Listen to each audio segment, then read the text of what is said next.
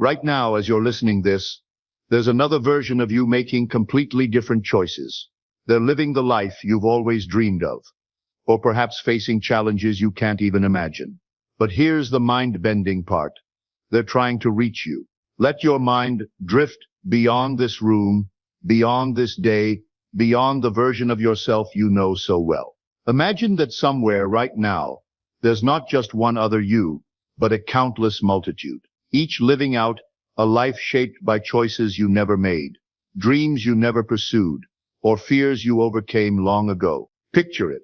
In one reality, you are standing on a mountaintop, wind in your hair, a life of freedom and adventure your daily norm. In another, you're sitting by a warm fire in a cozy cottage, surrounded by a family that feels like home. In yet another, you're standing on a stage, your voice carrying a message that changes lives. Some versions are not so different from your life now. Others are so radically free, abundant, or wise that they almost feel like fantasy. And yet, they are real. Each possibility exists as a thread woven into the vast, shimmering tapestry of the multiverse. Every time you wonder, what if? Every time you dream, if only I'd? Every choice you almost made but didn't.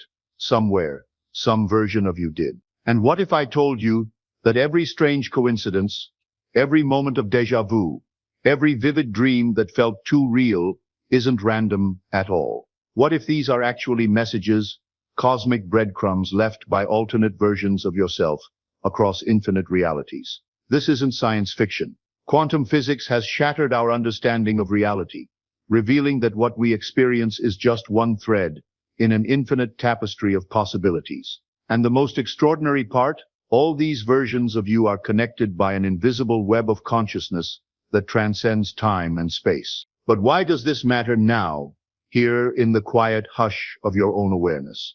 Because these other selves are not lost, distant shadows. They are alive within you, whispering, guiding, nudging you toward your highest potential every single day. Some call it parallel universes. Some call it the quantum field. Some call it the infinite soul. But at the heart of it all is a simple truth.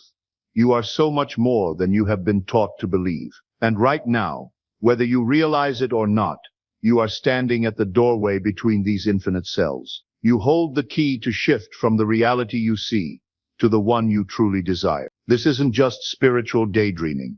Modern physics has peered into the strange, shimmering dance of the quantum world and found that reality, at its deepest level, is not fixed and solid, but fluid and flexible.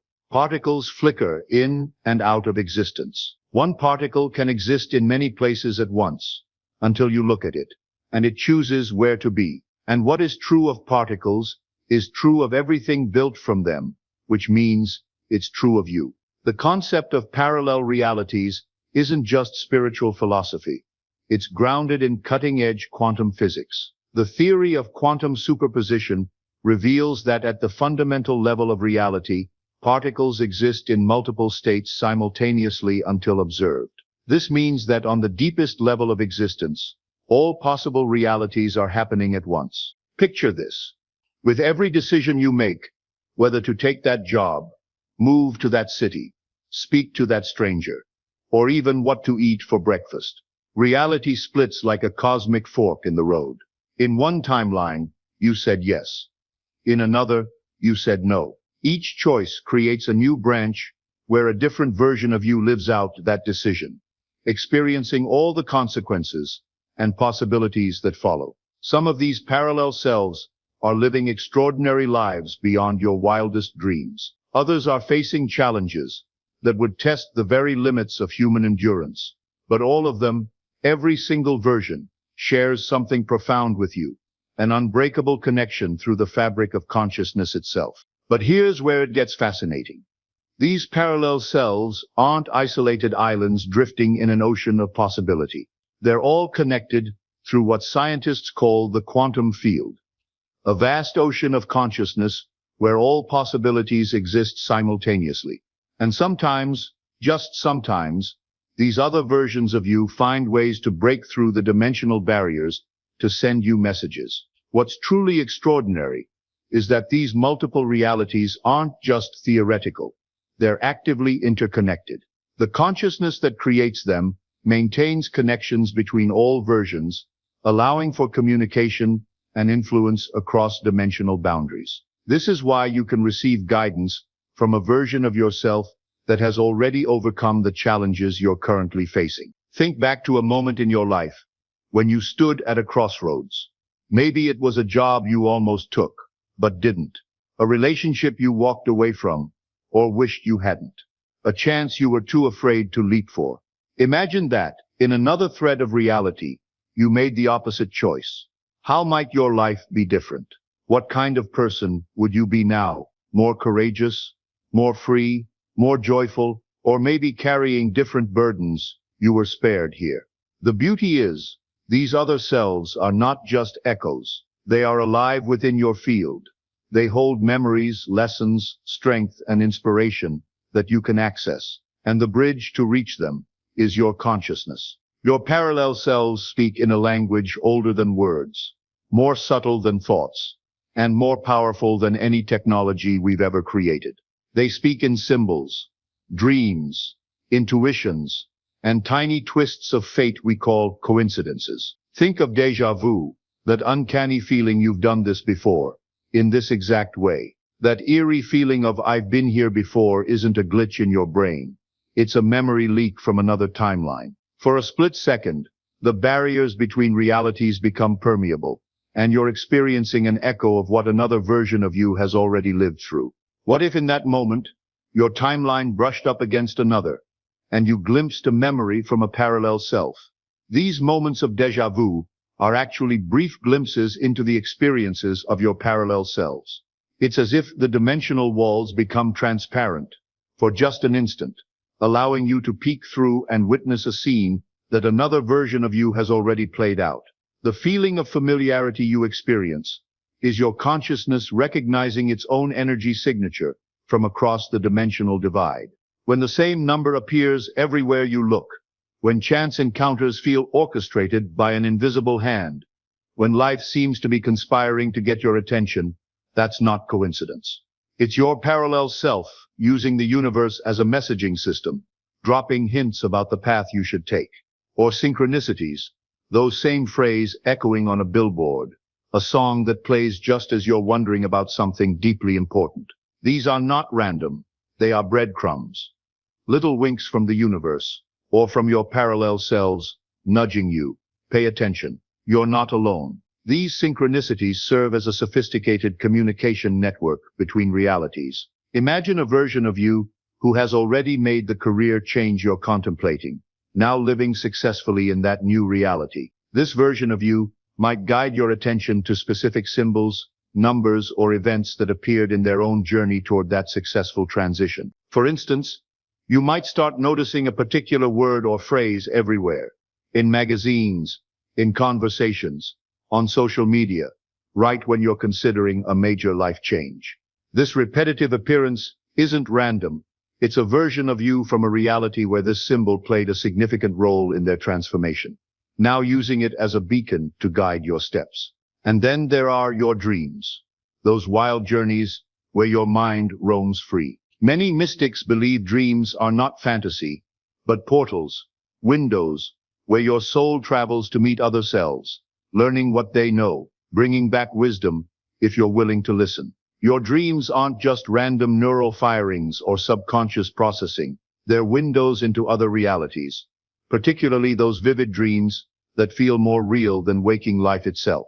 These dreams often carry the emotional weight and crystal clear details that distinguish them from ordinary dreams. When you dream of living a completely different life, meeting people you've never encountered in waking reality, or experiencing situations that feel simultaneously foreign and familiar, you're likely accessing the experiences of your parallel selves. These dream bridges allow you to witness and even participate in the lives of other versions of yourself. Lucid dreaming takes this communication to an even deeper level. When you become aware that you're dreaming and can control the experience, you're essentially opening a direct communication channel with your parallel selves. In these lucid states, you can consciously explore alternative realities, learn from the experiences of other versions of yourself, and even receive direct guidance about your current life path. And what about that subtle sense that reality feels off? Maybe you wake up one day and your favorite food tastes bland. You look around your home and feel like a guest in your own life. You walk into a familiar place that feels slightly wrong. The air heavy, the vibe strange. Ever feel like you don't belong in your current reality? Like you've somehow shifted into the wrong timeline, or that your surroundings don't quite match your inner sense of where you should be?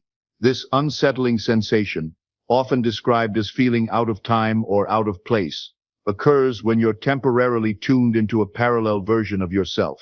Some call this a glitch in the matrix. But what if it's really a sign that you've shifted, even if only for a moment, to a different version of you? Sometimes these shifts happen gently, through healing, growth, or conscious choice. Other times they're sudden, triggered by intense emotion or trauma, when your soul jumps to a reality better suited to your vibration. This displacement effect often occurs when you're at a crossroads in your life, contemplating major decisions or changes. It's as if your consciousness is sampling different possible futures, briefly experiencing the energy of realities where you've made different choices. This sampling process helps you navigate your current decisions by giving you a preview of where different paths might lead.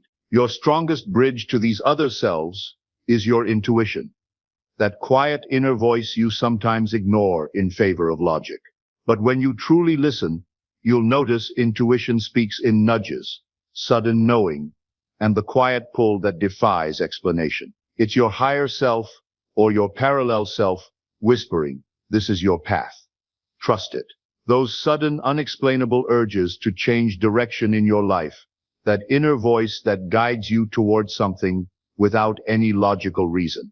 That's your parallel self, who's already made that change successfully, beaming wisdom directly into your consciousness. These intuitive downloads can manifest as irresistible feelings that something needs to be done, even when you can't articulate why.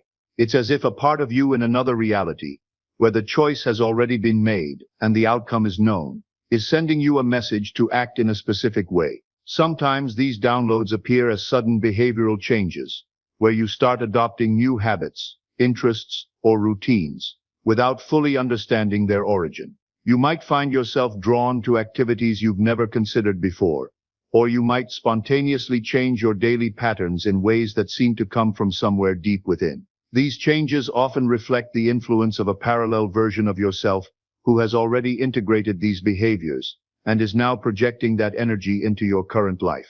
By remaining open to these intuitive nudges and behavioral shifts, you're allowing the wisdom of your parallel selves to guide your evolution. Next time you feel that inner tug to reach out to someone you haven't thought of in years, do it.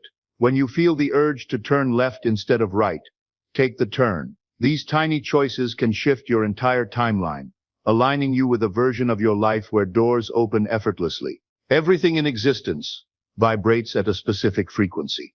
Your thoughts, emotions, and actions all emit energy signatures that determine which reality you experience and which parallel versions of yourself you can connect with.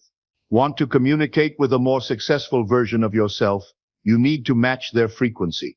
But to truly tune in, to merge with the highest, wisest, most abundant version of yourself, you must become a vibrational match. Everything in this universe is frequency. The version of you living in harmony, love, abundance, and peace exists at a higher vibration than fear, lack, or doubt. Every thought you think, every emotion you feel, every action you take, creates a specific vibration that resonates with certain realities while remaining disconnected from others. When we talk about parallel realities, we're essentially describing different vibrational states that coexist simultaneously in the quantum field. The version of you that lives a life of abundance and inner peace, for example, vibrates at a higher frequency that naturally attracts experiences of prosperity and harmony. To align with this version, you need to understand that vibrational frequency isn't fixed. It can be consciously raised or lowered based on the quality of your thoughts, emotions, and actions. So ask yourself, what thoughts do I think most often? What emotions do I feed daily? Do they match the reality I desire? Now I will give you 4 basic techniques for raising your vibration and connecting with your higher parallel selves. Number 1. Gratitude. Gratitude tunes you into timelines where abundance flows naturally. When you cultivate genuine appreciation for what you have, you align your energy with realities where abundance is a constant presence. Gratitude is the shortcut. Number 2. Forgiveness. Forgiveness aligns you with versions who found peace. Releasing resentment and anger frees up enormous amounts of energy that can be redirected toward connecting with your most harmonious parallel selves. Forgiveness is the unlock code. Number 3. Compassion. Compassion connects you to your most evolved selves. By extending understanding and kindness to others, you raise your frequency to match versions of yourself who operate from love rather than fear. Number 4. Joy. Joy bridges you to realities where happiness is your default state. Actively cultivating moments of joy, no matter how small, creates a resonance with timelines where fulfillment is your natural experience. Joy is the magnet. The more you cultivate these frequencies, the more you slip into timelines where your best self already lives. Now, here are the best ways to strengthen your connection with your parallel selves. Number 1. The documentation method.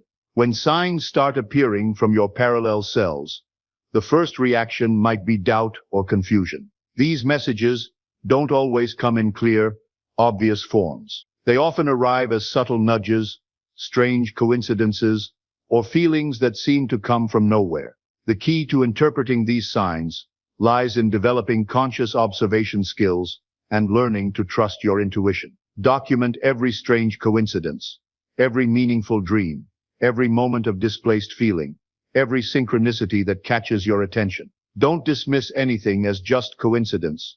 Instead, write it down and reflect on its possible significance. Over time, patterns will emerge from these recorded experiences. These patterns are your roadmap to understanding the specific ways your parallel selves prefer to communicate with you. Some versions of you might favor dream communication, while others might use synchronicities or intuitive downloads as their primary method of contact. For example, if you consistently dream about a particular place or person, it could be an indication that a version of you in another reality is trying to guide you toward a similar experience in your current life. The details matter. Pay attention to the emotions you feel in these dreams, the specific locations, the people involved, and the overall atmosphere. Number 2. The meditation gateway. In deep meditation, the barriers between realities become paper thin. This is when you can establish the clearest communication channels with your parallel selves. During meditation, focus on any signs or messages you've received, and allow your intuition to guide you toward their deeper meaning. Ask your parallel selves direct questions during these meditative states. The answers might not come in words, but in feelings, images, sudden insights, or a profound sense of knowing. Sometimes the guidance comes as a physical sensation, a feeling of expansion when you're on the right track, or a sense of contraction when you're moving away from your optimal path. Set aside time each day to quiet your mind and open yourself to receive guidance from your parallel selves. The consistency of this practice will strengthen your ability to perceive and interpret their messages. Number 3. Mirror work. Look into your own eyes. Speak affirmations as if you are already that highest version. I am abundant. I am free. I am love. This reprograms your vibration to match your desired reality. But go deeper than simple affirmations. Look into your eyes and ask, what do you need to tell me? Sometimes the version of you looking back has wisdom to share. Notice any thoughts, feelings, or insights that arise during this practice. Try different variations. Speak to your past self with compassion. Speak to your future self with curiosity. Speak to your parallel selves with openness. Each conversation opens different channels of communication. When signs start appearing from your parallel selves, the first reaction might be doubt or confusion. These messages don't always come in clear, obvious forms. They often arrive as subtle nudges, strange coincidences, or feelings that seem to come from nowhere. The key to interpreting these signs lies in developing conscious observation skills and learning to trust your intuition. Practice what I call conscious noticing. Throughout your day, maintain a gentle awareness of your surroundings, your thoughts, and your feelings. When something catches your attention in an unusual way, pause and ask, what might this mean? What is this trying to tell me? Learn to feel the difference between random events and meaningful synchronicities. Meaningful synchronicities often have an emotional charge. They make you feel something, whether it's excitement, curiosity, or a sense of significance. Random events feel neutral, while synchronicities feel alive with possibility. Applying the messages you receive from your parallel versions means being open to new ways of acting, thinking, and feeling. If a parallel version of yourself is guiding you to take a specific path, consider how you can adapt that guidance to your current circumstances and reality. For example, if you feel a strong intuition to change careers, even if it seems scary or impractical, this could be guidance from a version of yourself who has already made that transition successfully. They understand the challenges and rewards that await you, and their encouragement is based on actual experience of living that choice. Another practical example might be the persistent feeling that you should explore a new hobby, skill, or area of study. This feeling could be a message from a version of yourself who has already mastered this area and is experiencing great joy and fulfillment through it.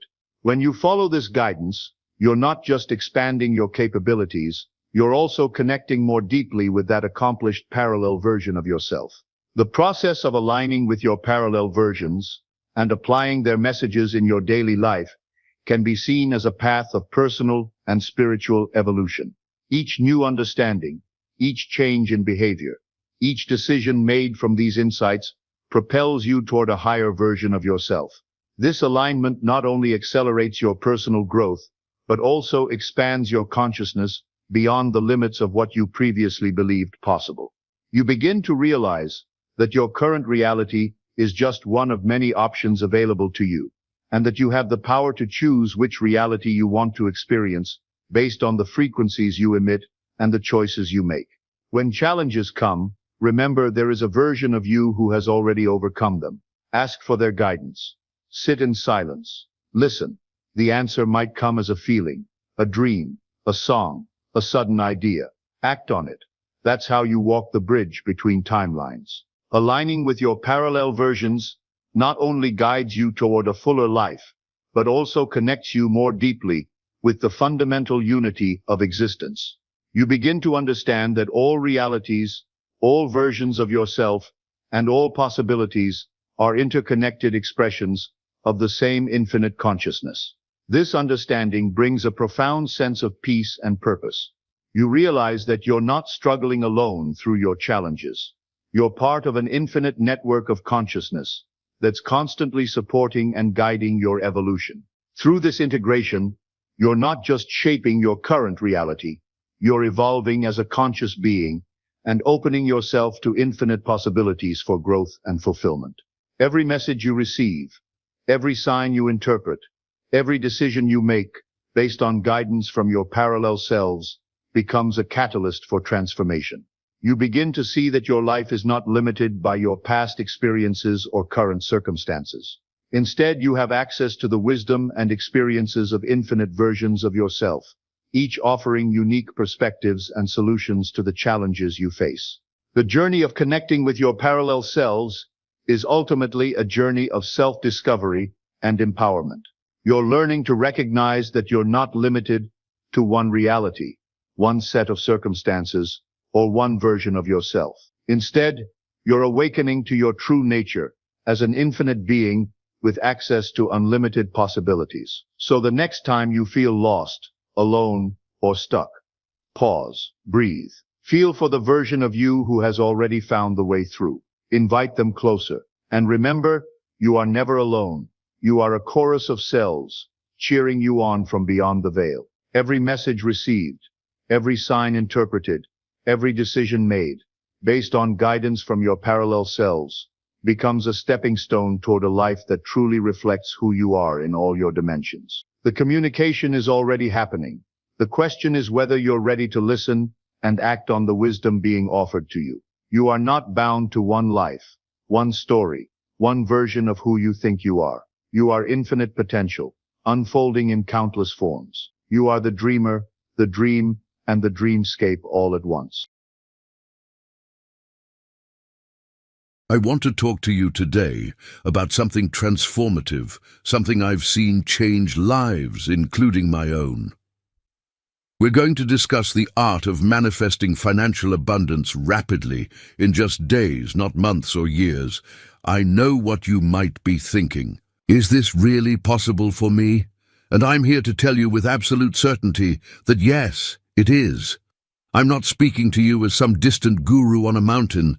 I'm talking to you as someone who understands your doubts, your fears, and your desires. I've been where you are, wondering if financial freedom was just for other people. But I discovered something powerful that I need to share with you.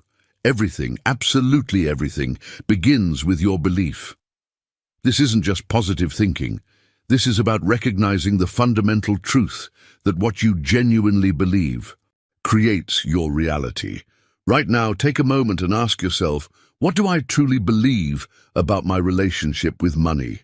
Be honest with yourself. If you believe wealth is always just out of reach, I want you to know something important.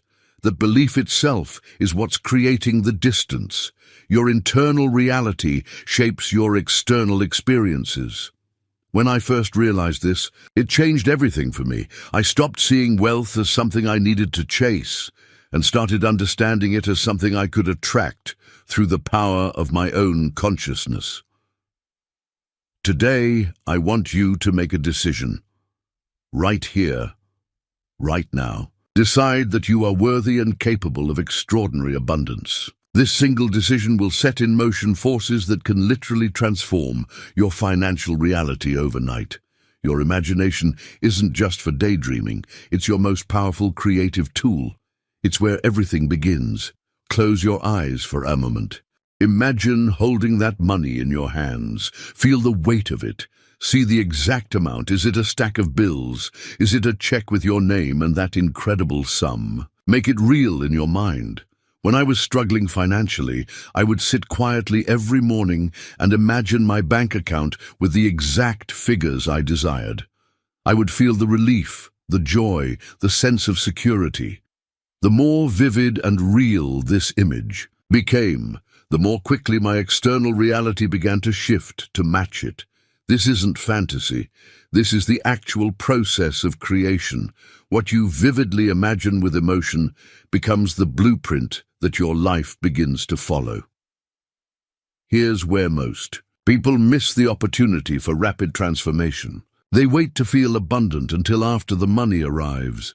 But the secret is to live in the end result now. Don't just imagine having the money someday.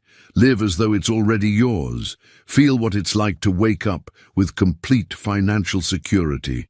Experience the freedom of making decisions without money constraints. When I finally understood this principle, I stopped asking, how will I get the money? And started experiencing what it felt like to already have it. This shift in consciousness is what accelerates manifestation beyond what most people believe is possible. You don't need to figure out every step of how the money will come. Your job is simply to live from the feeling place of already having what you desire. Let me share something crucial. Your emotions are the fuel that powers manifestation. Without genuine feeling, you're just going through mental exercises. The joy of financial freedom, the relief of security, the excitement of possibility. These emotions are what broadcast your desires to the universe and magnetize them into physical form. Remember the exact moment when this clicked for me. I was visualizing financial abundance, but this time I allowed myself to fully feel the emotions of having it, the profound gratitude, the excitement, the sense of ease.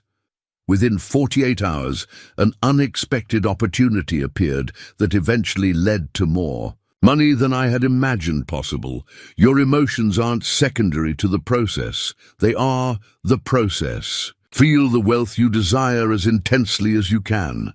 Let that feeling permeate your being. The words you speak are creating your future right now.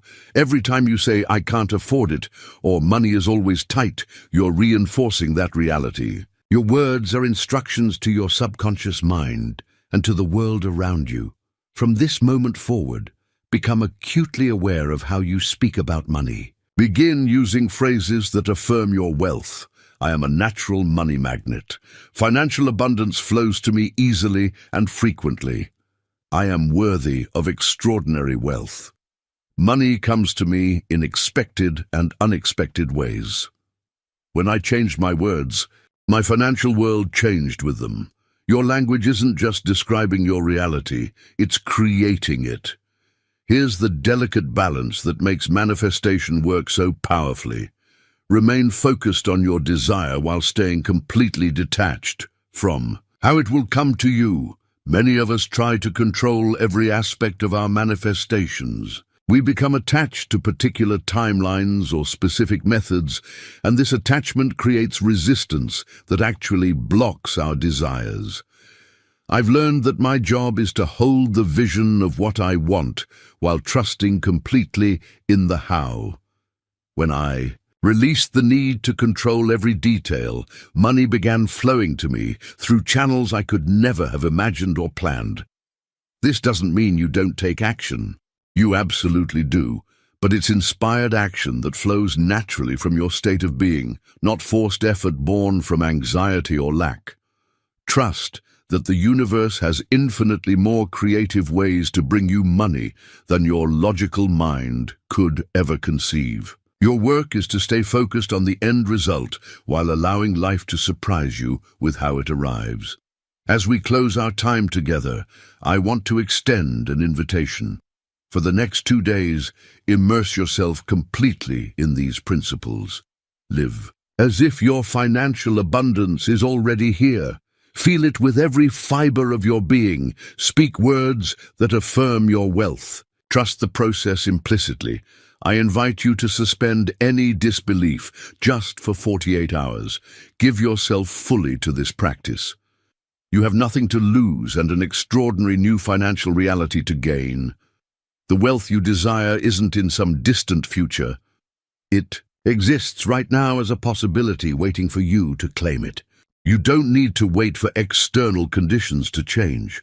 The power to transform your financial reality lives within you at this very moment. I believe in your abundance with absolute certainty. Now it's time for you to believe it too. Your extraordinary financial breakthrough isn't coming someday. It's already on its way to you right now. Open your arms, open your heart, and receive it. You are worthy. You are powerful. You are a magnet for abundance. And your time is now. Good evening, ladies and gentlemen. Before we begin tonight, I want you to look around this room. Each one of you came here in a particular state of consciousness. Some of you arrived feeling hopeful, others perhaps skeptical.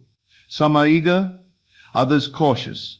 And each of these states, every single one, is about to determine what you take away from our time together this evening.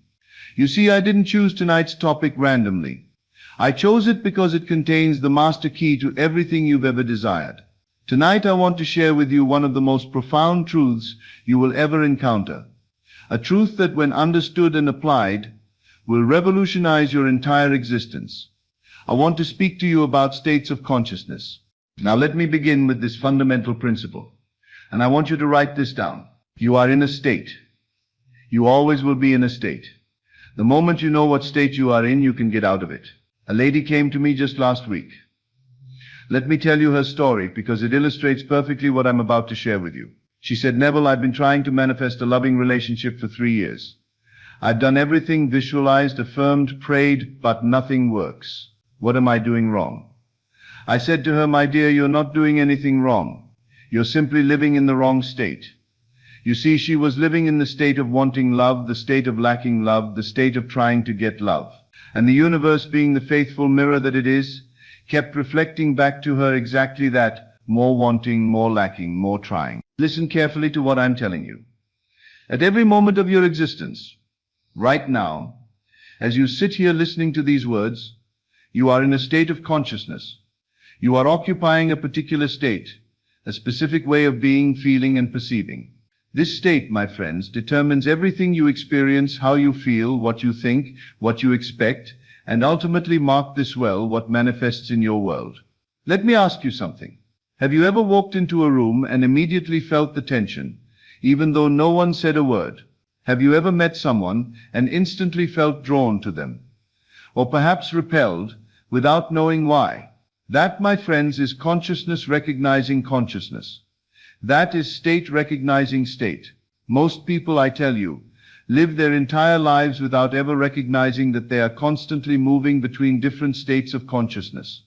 They are like actors changing costumes between scenes of a play they don't even realize they're performing in. But you tonight, you are going to understand something that will set you free forever. Understanding states of consciousness is perhaps the most practical and transformative knowledge you can acquire. It is the difference, I tell you, between being tossed around by life's circumstances and becoming the conscious director of your own experience. When you truly grasp what it means to be in a state, and more importantly, how to deliberately choose and maintain the states that serve you, you gain access to a level of personal power that most people never even know exists. I remember a gentleman who attended my lectures years ago. He was a struggling artist, living in a tiny apartment, barely able to pay his rent. But one evening, something clicked. He understood what I was teaching about states. Instead of continuing to live in the state of the struggling artist, he began to live in the state of the successful, celebrated artist. Within 6 months, a gallery owner discovered his work. He had his first solo show, and collectors began buying his paintings. Did his circumstances change his state? No. His state changed his circumstances. As within, so without. This is the law. Now think about your own life for a moment. Have you ever noticed, and I know you have, how some days you feel confident, capable, and optimistic, and everything seems to flow effortlessly? The coffee tastes better. People smile at you, doors literally open for you, opportunities appear, problems resolve themselves with ease. Then there are other days when you feel uncertain, worried, or frustrated, and it seems like everything goes wrong. Traffic is heavier. People are more difficult. Even your favorite restaurant seems to have lost its charm. Obstacles appear everywhere you turn. What happened? Did the external circumstances change first? Did the world suddenly decide to treat you differently? No, you did. You shifted from one state of consciousness to another, and your world shifted to match. This is not coincidence, my friends. This is not random. This is the fundamental law of consciousness in action.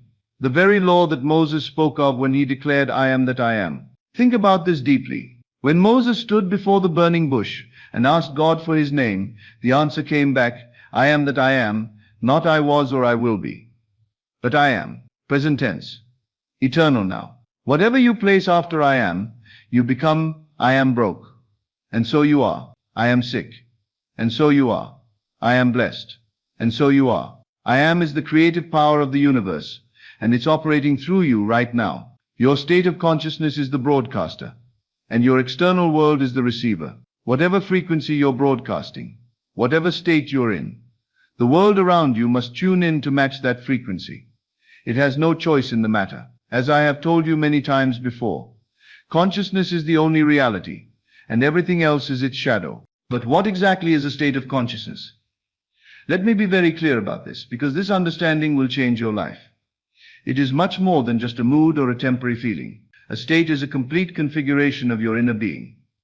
Your thoughts, feelings, beliefs, expectations, and self-concept all aligned in a particular pattern. When you're in the state of being loved, for example, you don't just feel good. You think the thoughts that a beloved person thinks. You carry yourself the way a beloved person carries themselves. You expect the treatment that a beloved person expects, and you assume that love is natural and normal in your life. You don't question whether you're lovable. That thought doesn't even occur to you. Love flows to you as naturally as water flows downhill. You see, states are like different radio stations, each broadcasting on its own frequency. Right now, there are hundreds of radio signals passing through this very room. Jazz, classical, rock, news, talk shows, all broadcasting simultaneously. But you only hear the one you're tuned into. The same is true with consciousness. When you're tuned into the lack station, you hear lack everywhere. Not enough money, not enough time, not enough love, not enough opportunity. Every song on that station is about what's missing. When you're tuned into the abundance station, you hear abundance everywhere. Possibilities, resources, connections, solutions. Every song is about what's available, what's possible, what's flowing toward you. The remarkable thing is that both stations are broadcasting simultaneously. The abundance is there right now. The love is there right now. The opportunities are there right now. The only difference is which station you're tuned into. And you, my friends, you are the one holding the dial. Now here is where most people go astray. And I want you to listen to this very carefully. Most people believe that they feel a certain way because of what's happening in their life. They think their state of consciousness is the result of their circumstances. I'm worried because my business is struggling. I'm lonely because I don't have a partner. I'm frustrated because people don't understand me. I'll be happy when I get the promotion. I'll feel confident when I lose weight. I'll be at peace when my problems are solved. But this is backwards thinking. This is the great illusion that keeps people trapped in cycles of limitation and struggle. The truth, I tell you, is exactly the opposite. Your circumstances are the result of your state of consciousness. Your business is struggling because you've been in the state of struggle. You don't have a partner because you've been in the state of loneliness. People don't understand you because you've been in the state of feeling misunderstood. Let me tell you about a woman who came to see me. She was desperate to find a husband. She was 35, had been dating for years, and every relationship ended in disappointment. She said, "Neville, what's wrong with me? Why can't I find love?" I said, "Tell me how you prepare for dates." She said, "Well, I spend hours getting ready, trying to look perfect, wondering if you'll like me, hoping I won't say something wrong, praying that this will finally be the one." Do you see the state she was living in? The state of desperate need, of not being enough, of hoping and praying and trying. And every man she met felt that energy and responded accordingly, either by running away or by treating her as someone who wasn't quite enough. I told her, "Tonight I want you to do something different.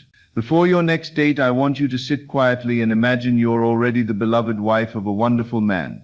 Feel how secure you feel in his love. Feel how cherished and adored you are. Feel how natural and easy love is in your life. Go on your date from that state." She did. And you know what happened? She was relaxed, confident, playful. She wasn't trying to get anything. She was already full. The man felt completely different energy from her and responded completely differently. They were engaged within 6 months. This reversal of cause and effect is perhaps the most difficult concept for people to accept, because it challenges everything they've been taught about how life works. We've been conditioned, you see, to believe that the external world is solid, fixed, and independent of our inner experience. We've been taught that we must adapt our feelings to match our circumstances. We wait for conditions to change before we allow ourselves to feel different. But I tell you tonight, and I want you to really hear this, consciousness is the only reality, and all external circumstances are simply consciousness made manifest. Change your state of consciousness, and your circumstances must change to match. This is not theory. This is law, as absolute and reliable as the law of gravity. The beautiful thing about understanding states, and this should fill you with tremendous hope, is that it puts you back in the driver's seat of your life. No longer do you have to wait for circumstances to change in order to feel different. No longer do you have to be at the mercy of what other people do or don't do. No longer do you have to let external conditions dictate your inner experience. You can choose your state first and let your external world reorganize itself to match. Think about this for a moment. Right now, in this very moment, you could choose to be in the state of gratitude. You could choose to be in the state of love. You could choose to be in the state of abundance. You could choose to be in the state of perfect health, not because your outer circumstances warrant it, but because you are the operant power. You are consciousness itself, temporarily forgetting its own power. But let me be very clear about something, because this is where many people stumble. Choosing a state is different from trying to feel something. When people first learn about states of consciousness, they often make the mistake of trying to force themselves into a different state through willpower or positive thinking. They grit their teeth and try to convince themselves they feel confident when they feel scared, or they try to paste a smile on their face when they feel sad. This approach rarely works because it's working from the surface instead of the depth. It's like trying to change the image in a mirror by working on the mirror instead of changing what's standing in front of it. The mirror has no choice but to reflect what's before it. Your outer world has no choice but to reflect your inner state. True state change happens at the level of assumption, at the level of what you take to be true about yourself and your world. When you're in the state of being wealthy, you don't just think positive thoughts about money. You don't affirm, I am rich, while feeling poor inside. You assume abundance is normal for you. You expect good things to flow into your life. You feel secure about your resources. You think from wealth rather than about wealth. You're not trying to convince yourself of anything. You simply know that prosperity is your natural condition. Let me give you a practical example. I once knew a man who wanted to be a successful writer. For years he struggled, sending out manuscripts and receiving rejection after rejection. He was living in the state of the unsuccessful writer, the struggling writer, the writer who might never make it. One day he decided to change his state. Instead of living as the struggling writer, he began to live as the successful writer. How does a successful writer feel when he wakes up, confident about his craft? How does he sit at his desk, with authority and purpose? How does he think about his work, as valuable as something the world wants to read? He began to live from this state completely. When friends asked about his writing, he didn't complain about rejections. He spoke about his work with the confidence of someone whose success was assured. He dressed differently, carried himself differently, even organized his workspace like a successful author would. Within a year, everything changed. Publishers who had previously rejected him began accepting his work. Opportunities appeared that he had never imagined. His outer world had no choice but to conform to the inner state he was consistently maintaining. And here's something fascinating. States are self-reinforcing. When you're in a particular state, you tend to think thoughts, speak words, and take actions that strengthen and perpetuate that state. When you're in the state of confidence, you naturally think confident thoughts, speak confidently, and act with assurance, all of which reinforces your sense of confidence. When you're in the state of worry, you naturally focus on potential problems, speak about your concerns, and act cautiously, all of which reinforces your anxiety. This is why it's so important, and I cannot emphasize this enough, to catch yourself when you notice you're in an undesirable state. The longer you remain in a state, the more entrenched it becomes, and the more evidence you create to support it. But the moment you recognize what state you're in, you have the power to shift out of it. I want you to become a detective of your own consciousness. Throughout your day, ask yourself, what state am I in right now? Am I in the state of lack or abundance? Am I in the state of fear or faith? Am I in the state of struggle or ease? Just this awareness alone will begin to transform your experience. The recognition itself is powerful, my friends. Most people are so identified with their current state that they don't even realize they're in one. They think their worries, fears, or frustrations are just realistic responses to their situation. They say, I'm not in a state, I'm just being practical. But when you step back and observe yourself objectively, when you notice I'm in the state of worry, or I'm in the state of lack, or I'm in the state of feeling unworthy, you immediately create some distance between yourself and the state. You realize that the state is something you're experiencing, not something you are. This is the difference between being conscious and being unconscious. An unconscious person is completely identified with whatever state they happen to be in. They are their anger, they are their fear, they are their loneliness. They have no awareness that there's a chooser behind the choice, an observer behind the observation. A conscious person recognizes that they are not their states, they are the awareness that can observe and choose states. They understand what Jesus meant when he said, in the world ye shall have tribulation, but be of good cheer. I have overcome the world. He had transcended identification with external conditions. This recognition, I tell you, is the beginning of freedom. Once you recognize what state you're in, you can begin to deliberately shift into a more desirable state. But how do you do this? How do you move from one state to another? The key, and listen to this carefully, is not to fight against the undesirable state. What you resist persists. Resistance only strengthens what you resist. Instead, you gently redirect your attention toward the state you prefer. Think of states like rooms in a house. If you're in the worry room and you want to be in the confidence room, you don't have to fight your way out or destroy the worry room.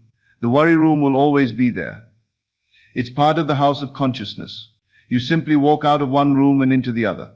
You shift your attention from the thoughts, feelings, and assumptions of worry to the thoughts, feelings, and assumptions of confidence. This shift often begins with a simple question: how would I think, feel, and act if I were in the state I desire? If you want to experience being loved, ask yourself, how does a beloved person think? What do they expect from others? How do they carry themselves? What assumptions do they make about their worthiness? Then begin to think those thoughts, feel those feelings, and make those assumptions. If you want to be healthy, don't focus on the illness. Focus on how a healthy person feels, thinks, and moves through the world. If you want to be prosperous, don't dwell on lack.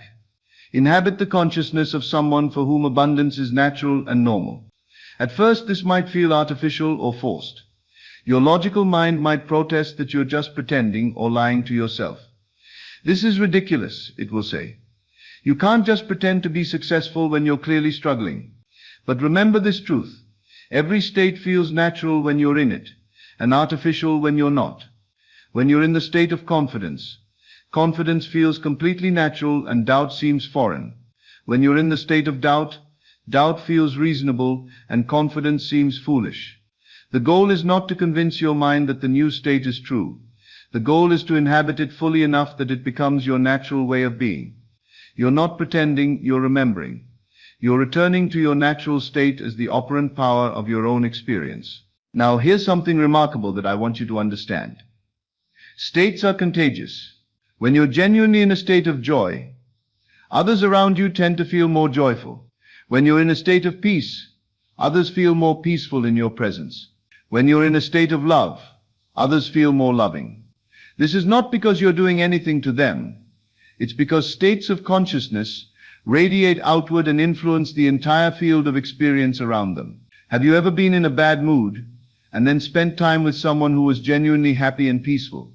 If they were truly centered in that state, not just putting on a facade, you probably found your mood shifting. Their state of consciousness was broadcasting a different frequency, and your consciousness began to tune into that frequency. This is why changing yourself truly does change your world. It's not just metaphysical theory. It's practical reality. When you shift into a different state of consciousness, you literally become a different person. And the world must respond to this new person accordingly. The same situations that used to trigger worry might now trigger creative solutions. The same people who used to annoy you might now seem endearing. The same challenges that used to overwhelm you might now seem like exciting opportunities. I remember a businessman who came to my lectures. He was constantly frustrated with his employees, always complaining that they were lazy and incompetent. Neville, he said, you can't change human nature. Some people are just naturally unmotivated. I said to him, the problem isn't with your employees. The problem is with the state you're in when you think about them. You're living in the state of the frustrated boss with lazy employees. As long as you maintain that state, that's exactly what you'll experience. He was skeptical, but he agreed to try an experiment. For 1 month, he would live in the state of a leader who was blessed with dedicated, capable employees. Every morning before work, he would sit quietly and feel grateful for his wonderful team. He would imagine them being creative, enthusiastic, and productive. He would see them as the kinds of people any company would be thrilled to have. The results were remarkable. Within weeks, his employees began behaving differently. They started coming to him with ideas. They took more initiative. They seemed more engaged and energetic. Had the employees changed, or had his state of consciousness changed, causing him to see and evoke different qualities in the same people? But sustaining a new state requires practice and persistence. Old states have momentum. They're familiar grooves in consciousness that you've traveled many times. New states feel unfamiliar at first, like paths through unmapped territory. It's natural for consciousness to want to return to familiar states even if they're undesirable. This is why people often sabotage their own success or find themselves repeating the same patterns over and over again. Your consciousness is like a river that has been flowing in a particular direction for years. To redirect that river requires consistent effort until the new channel becomes deeper than the old one. But once the new path is established, the water flows there naturally. The secret to maintaining a new state is to live from it consistently, even when external evidence seems to contradict it. If you're cultivating the state of being successful, you must maintain that state even when your current circumstances look unsuccessful. If you're embodying the state of being loved, you must stay in that state even when people around you seem cold or distant. This is not denial or self-deception. This is conscious creation in action. You are not ignoring reality. You are choosing which reality to make real. Remember, there are infinite possible realities. infinite possible versions of your story. The one that becomes real is the one you consistently assume to be true. This requires what I call living by faith, not by sight. Faith is not blind belief. Faith is the ability to feel the reality of your desire before it appears in the world of form. It's the ability to be in the state of having what you want before you have it physically. Remember this well. Your external world is always reflecting back to you the state you've been consistently occupying. If you've been in the state of struggle for months or years, your world is currently reflecting that struggle. But the moment you shift into a new state and maintain it consistently, your external world must begin to shift as well. The change might not be immediate. Old patterns have momentum and take time to dissolve, but change is inevitable when you persistently maintain a new state of consciousness. It's like planting a seed. You don't see the plant immediately, but if you water it consistently and give it sunlight, it must eventually break through the soil. I want to tell you about a woman who understood this perfectly. She was diagnosed with a serious illness and given 6 months to live. Instead of accepting that prognosis, she decided to live in the state of perfect health. Every morning she would spend time feeling grateful for her strong, healthy body. She would imagine herself 5 years in the future, vibrant and energetic. She would think the thoughts and feel the feelings of someone in perfect health. Her doctors thought she was delusional. Her family worried she wasn't facing reality. But she persisted in her state. 6 months passed, then a year, then 2 years. When they tested her again, they found no trace of the illness. The doctors called it a miracle. But she knew it was simply consciousness expressing as form. This is the great secret that mystics and masters throughout history have tried to convey. As Jesus said, "Therefore I tell you, whatever you ask in prayer, believe that you have received it, and it will be yours." Notice he didn't say, believe that you will receive it someday if you're good enough. He said, believe that you have received it. Present tense right now. You see, you are not at the mercy of external circumstances, because external circumstances are at the mercy of your consciousness. You are not the victim of your states, you are the chooser of your states. Every moment offers you the opportunity to consciously select the state that will create the life you desire. But here's what most people don't understand. You're already doing this perfectly. Right now in this moment, your current life is the perfect reflection of the states you've been habitually occupying. Your relationships reflect the state of consciousness you hold about love and connection. Your health reflects the state of consciousness you hold about your body. Your finances reflect the state of consciousness you hold about abundance and worthiness. The question isn't whether this works. It's always working. The question is whether you're doing it consciously or unconsciously. Are you deliberately choosing your states, or are you letting them be chosen for you by circumstances, other people, the media, your past experiences? Your states of consciousness, my friends, are the seeds of your future experiences. Plant seeds of confidence, and you'll harvest evidence of your capability. Plant seeds of love, and you'll harvest loving relationships. Plant seeds of abundance, and you'll harvest prosperity in all its forms. Plant seeds of gratitude, and you'll harvest countless blessings to be grateful for. The law is exact, impersonal, and unfailingly faithful. It doesn't judge whether you deserve what you're asking for. It doesn't decide whether your desires are appropriate or realistic. It simply says yes to whatever state you consistently maintain. Whatever state you consistently occupy, that state must manifest as your lived experience. This is both the most empowering and the most sobering truth you'll ever encounter. Empowering because it means you have absolute creative control over your experience.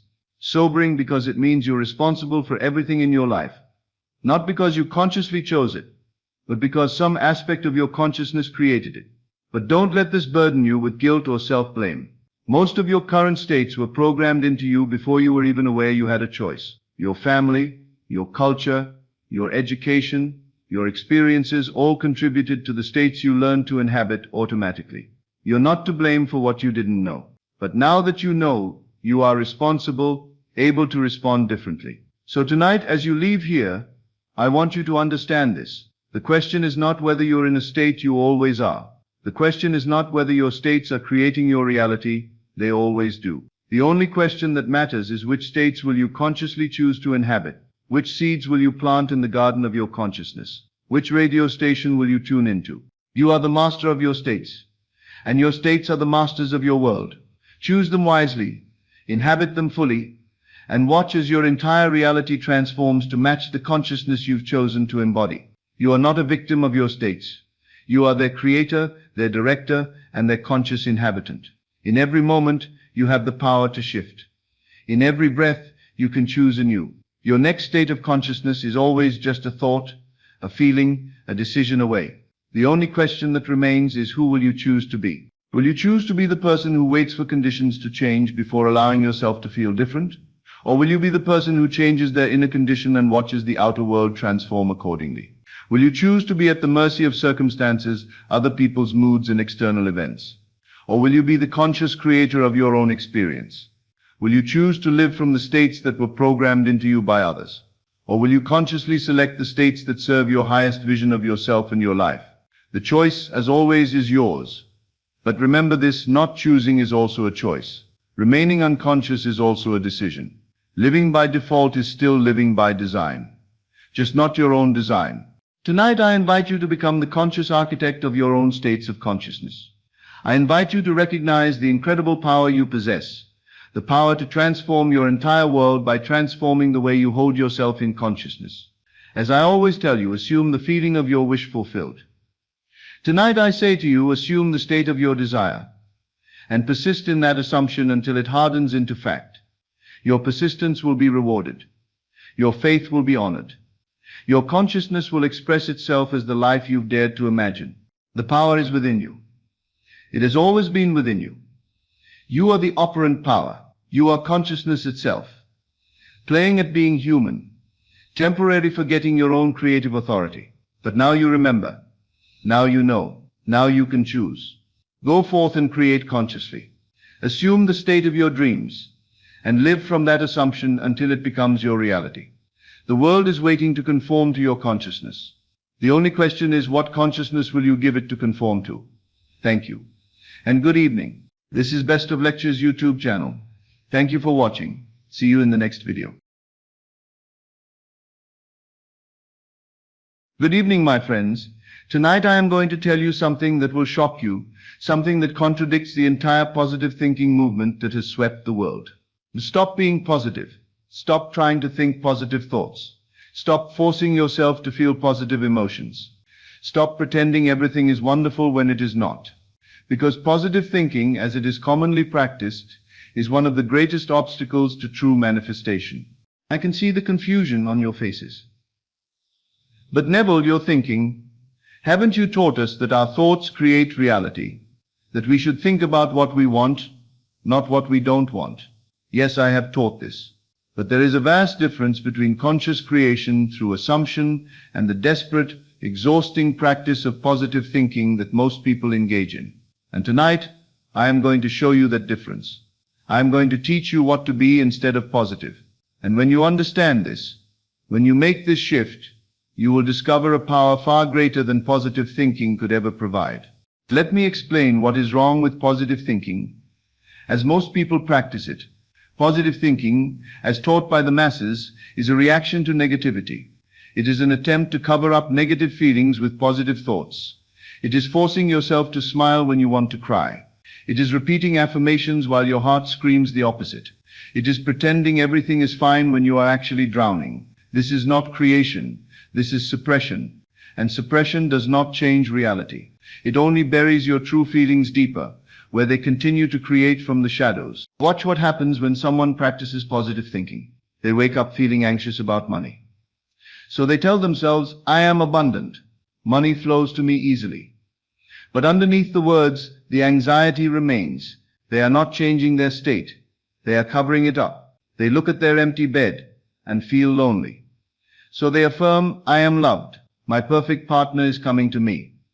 But the loneliness is still there, hidden beneath the positive words. They are not creating love. They are denying loneliness. They receive a medical diagnosis and feel afraid. So they declare, I am perfectly healthy. My body is healing. But the fear persists, masked by positive statements. They are not assuming health. They are fighting sickness. This is the great deception of positive thinking. It keeps you in a state of resistance. You are resisting what is, trying to cover it up with what you wish were true. And resistance is not creation.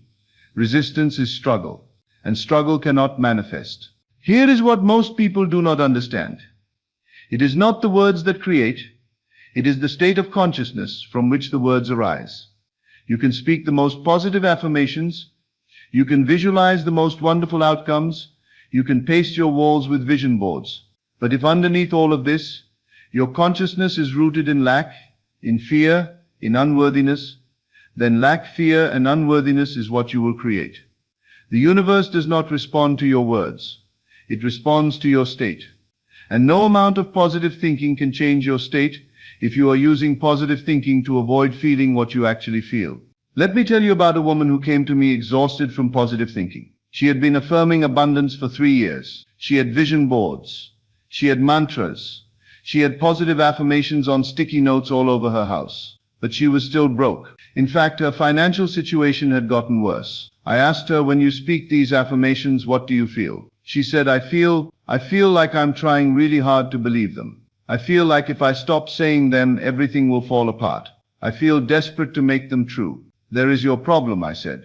You are not creating from abundance. You are creating from desperation disguised as positivity. The universe does not hear your words. It feels your state. And your state is desperation, covered with a thin layer of positive thinking. She began to cry. But if I stop being positive, won't everything get worse? Won't I attract more negativity? No, I replied. Because I am not asking you to be negative. I am asking you to be something far more powerful than either positive or negative. I am asking you to be certain. Here is what you should be. Instead of positive, be certain. Certainty is not positive or negative. Certainty is beyond both. Certainty is the unshakable knowing that what you desire is already yours. Regardless of current circumstances, regardless of evidence, regardless of what anyone else says or believes. Positive thinking says, I hope this works. I'm trying to believe, I'm focusing on the good. Certainty says, it is already done. There is nothing to hope for because it already is. There is nothing to try to believe because I already know. Do you see the difference? Positive thinking is effort. Certainty is rest. Positive thinking is hoping. Certainty is knowing. Positive thinking looks toward a desired future. Certainty recognizes a present fact. When you are certain, you do not need to be positive. You do not need to cover up negative feelings with positive thoughts. You simply know what is true, and you rest in that knowing. Think about something you are absolutely certain of. Perhaps that the sun will rise tomorrow. Perhaps that your name is your name. Do you need to think positively about these things?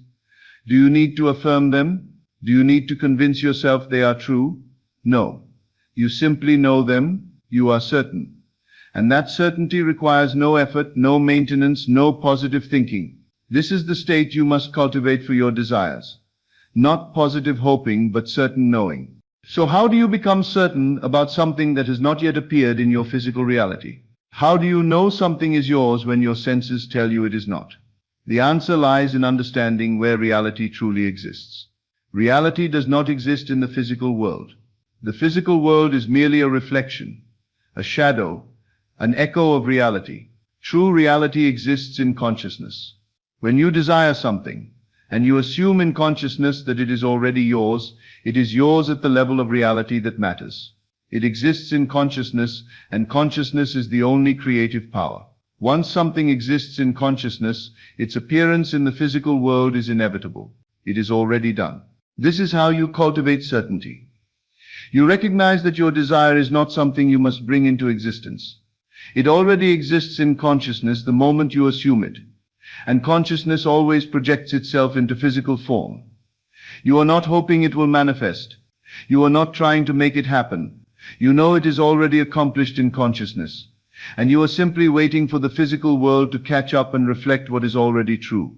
This knowing, this certainty requires no positive thinking. It requires no effort to maintain. It is simply a fact that you accept like you accept any other fact of your existence. Let me give you a practical example. The woman I mentioned earlier, who was exhausted from positive thinking, I taught her to replace her desperate affirmations with simple statements of certainty. Instead of saying money is flowing to me, with desperate hope, I taught her to say calmly and with finality, money is mine. It is already accomplished in consciousness. The physical appearance is just a matter of time. Instead of trying to feel positive about her empty bank account, I taught her to simply know I am financially secure. This is a fact in consciousness. The numbers will update to reflect this fact. No strain, no force, no desperate positivity, just calm, certain knowing. Within 2 months her income had tripled. But more importantly, she was at peace. She was no longer exhausted from trying to be positive. She was resting in certainty. Now let me clarify something important. What I am teaching you is not faith as opposed to positive thinking. Faith and certainty are the same thing. True faith is not hoping something will happen. It is knowing it is already done. It is certainty about the unseen reality of consciousness. The Bible says faith is the substance of things hoped for, the evidence of things not seen. Most people read this and think faith is about hoping. But look more carefully. Faith is the substance, the actual reality of what you hope for. Faith is the evidence, the proof of what you cannot yet see. Faith is not hoping your desire will manifest. Faith is knowing your desire already exists in consciousness, which is the only reality that matters. This is certainty, and this is what positive thinking tries to be but fails to achieve. Positive thinking is hoping dressed up as confidence. Certainty is knowing that requires no dress. Now you may be wondering if I am not supposed to cover up negative feelings with positive thoughts. What am I supposed to do with them? The answer is simple. Observe them, acknowledge them, and then choose your state of consciousness regardless of them. When you feel anxious about money, do not try to think positive thoughts to make the anxiety go away. That is resistance. Instead, observe the anxiety. Acknowledge it. I am feeling anxious. Then choose your state. But anxiety is not my reality. My reality is abundance, which already exists in consciousness. I choose to rest in that certainty. When you feel lonely, do not force positive affirmations to cover the loneliness. Acknowledge it. I am feeling lonely right now. Then choose. But loneliness is a temporary feeling, not my permanent state. My reality is that I am loved. This is true in consciousness. And consciousness is what creates my experience. Do you see the difference? You are not denying your feelings. You are not suppressing them. You are not covering them up with false positivity. You are simply recognizing that feelings are temporary reactions to temporary circumstances. But your chosen state of consciousness is your true reality. This is mature spiritual practice, not the childish game of pretending everything is wonderful, but the powerful choice to identify with your desired state even while acknowledging current feelings and circumstances. Here is another important truth. Certainty does not require you to feel good all the time. Positive thinking says you must always feel happy, always feel abundant, always feel loving. If you feel bad, you are told you are attracting negativity, and you must immediately shift to positive thoughts. But certainty knows that you can feel however you feel, and it does not change what is true in consciousness. You can feel anxious and still be certain of abundance. You can feel lonely and still be certain of love. You can feel doubt and still be certain of your manifestation. Why? Because certainty is not a feeling. Certainty is a knowing, and knowing is deeper than feeling. You can feel all kinds of ways throughout your day, but underneath every feeling, there can be an unshakable knowing that your desire is already accomplished in consciousness. This knowing does not require constant positive emotion. It simply is. This is tremendously liberating. You no longer have to police your emotions. You no longer have to feel guilty when you have a bad day. You no longer have to force yourself to feel positive when you do not. You simply return to what you know. It is already done in consciousness. That is enough. So if you are not trying to be positive, how do you speak about your desires? How do you think about them? How do you maintain your manifestation without positive thinking? The answer is through calm assertion. Calm assertion is stating what is true in consciousness with the same certainty you would state any other fact. No excitement, no force, no desperate hope. Just simple, calm declaration of what is. Instead of excitedly affirming, I am so abundant, money is flowing to me from everywhere, you calmly assert, I am financially secure. This is established in consciousness. Instead of desperately visualizing your desire for hours, you briefly acknowledge, this is already mine in the dimension where all creation takes place. I claim it as my reality. Instead of constantly checking for signs and trying to stay positive about your manifestation, you simply know it is done. The physical world will reflect this in its own time. Notice the energy difference. Positive thinking is high energy, effortful, often desperate. Certainty is calm, settled, at rest. Which energy do you think is more powerful? Which energy suggests someone who truly has what they desire? If you truly owned a mansion, would you be excitedly affirming, "I have a mansion, I have a mansion," all day long? No. You would simply live in the mansion. You would take it for granted as a normal part of your life. This is the energy of certainty. This is what you should be instead of positive. Let me give you the ultimate distinction between positive thinking and certainty. Positive thinking tries to create reality. Certainty knows reality is already created in consciousness. Positive thinking is work, certainty is rest. Positive thinking looks to the future. Certainty recognizes the eternal now where all things already are. Positive thinking needs constant maintenance. Certainty is self-sustaining. Positive thinking fears negativity. Certainty is unmoved by temporary feelings and circumstances. Positive thinking is exhausting. Certainty is peaceful. So tonight I want you to make a commitment. Stop trying to be positive. Stop forcing positive thoughts. Stop covering up real feelings with fake positivity. Instead, cultivate certainty. Know that what you desire already exists in consciousness. Know that consciousness is the only creative power. Know that once something exists in consciousness, its physical manifestation is inevitable. Rest in this knowing. Return to this knowing. Live from this knowing. This is not positive thinking. This is something far more powerful. This is the certainty that moves mountains, that parts seas, that manifests the impossible. Be certain. Be unshakable. Be at rest in the knowledge that it is already done. And watch as your world transforms, not through the exhausting effort of positive thinking, but through the calm, certain knowing of one who understands where reality truly exists and how it truly operates. Stop being positive and be certain instead. Thank you, and good evening. As always, thank you for joining me on this journey into the depths of consciousness. Remember, you are not here by accident. You are here because your soul is ready for this truth. Take these teachings and let them transform not just your mind, but your entire reality. Until we meet again in consciousness, keep assuming your greatness and living from the end of your desires. This is Best of Lectures, and I'll see you in the next video. When you desire something intensely, you often emit a vibration of lack rather than abundance. This is because wanting inherently acknowledges that you do not currently have the object of your desire. The universe, responding to the energy you project, mirrors that lack back to you, perpetuating the cycle of not having. To break free, you must shift from a state of wanting to a state of having, even before the manifestation appears in your reality. When you dwell in a state of wanting, you inadvertently place your focus on what is missing. This focus generates feelings of dissatisfaction, impatience, or even frustration.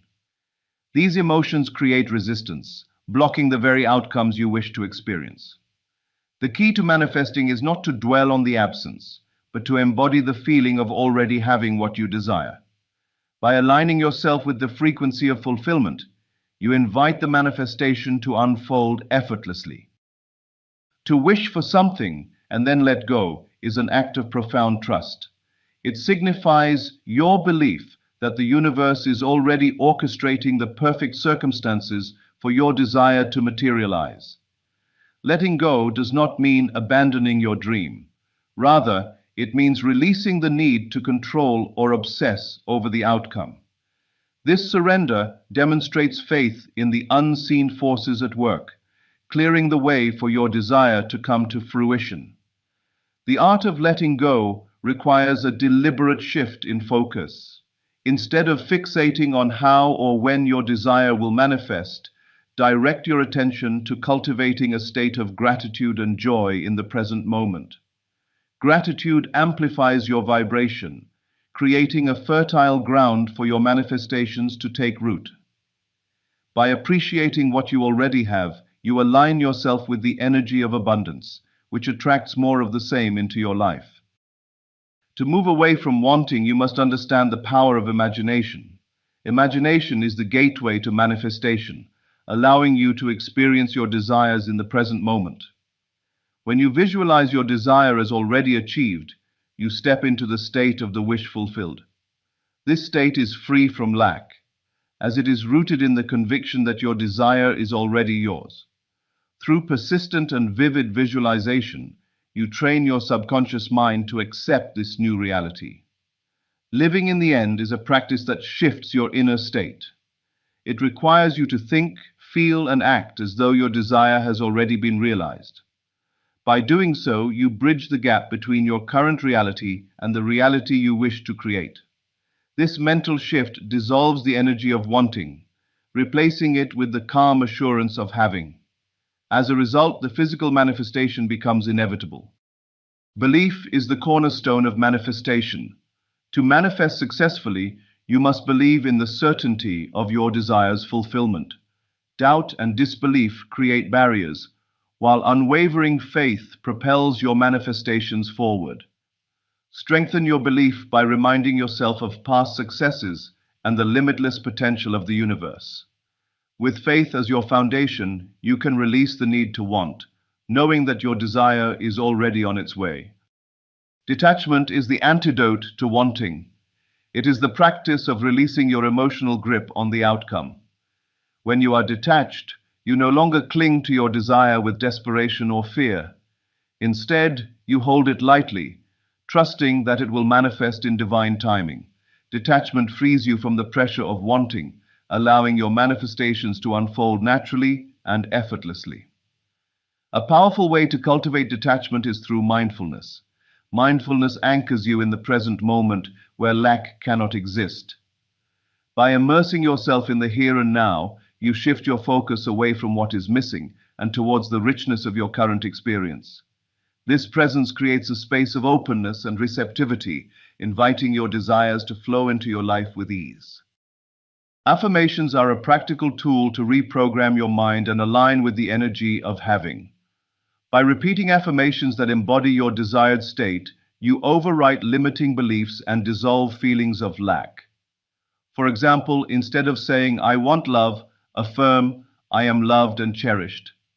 This subtle shift reinforces the vibration of fulfillment, erasing the need for wanting. The energy you emit is a reflection of your inner state. To attract what you desire, you must first embody the qualities and feelings associated with it. If you seek love, become love.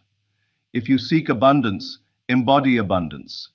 By radiating the energy of having, you magnetize experiences that match your vibration, eliminating the cycle of lack created by wanting. Faith in the unseen is a powerful aspect of letting go. Trust that the universe knows the best way to bring your desire to fruition. The path may not always align with your expectations, but it will always lead to the highest good. This trust allows you to release the need to want, replacing it with a quiet confidence in the perfection of the process.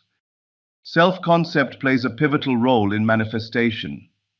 The way you perceive yourself determines what you attract. If you see yourself as someone who lacks, you will continue to experience lack.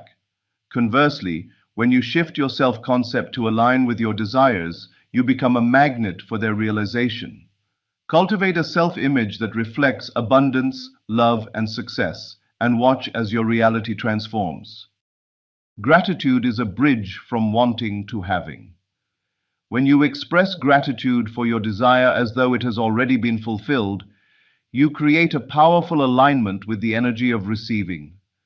Gratitude shifts your focus from lack to abundance, dissolving the resistance that wanting creates. Make gratitude a daily practice and witness the profound impact it has on your manifestations. The principle of assumption is a cornerstone of manifestation. To assume the feeling of your desire fulfilled is to claim it as your reality. This assumption bypasses the need to want, as it places you directly in the state of having. Persist in this assumption until it hardens into fact and your desired outcome will materialize in your life. The law of correspondence teaches that your outer world reflects your inner state. If you wish to change your external circumstances, you must first shift your internal vibration. Release the energy of wanting by embodying the qualities of having. As you do so, your reality will begin to mirror the fulfillment you feel within. Emotions are a powerful driver of manifestation. The emotions you cultivate act as signals to the universe, shaping your experiences.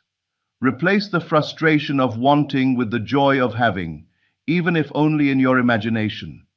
This emotional shift accelerates the manifestation process, aligning you with the outcomes you desire. Patience is a virtue in the process of letting go. Trust that your manifestations will arrive in divine timing and resist the urge to rush the process. Impatience stems from a place of lack, while patience signals your faith in the unseen. Meditation is a powerful practice for releasing the energy of wanting. Through meditation, you quiet the mind and connect with your inner self.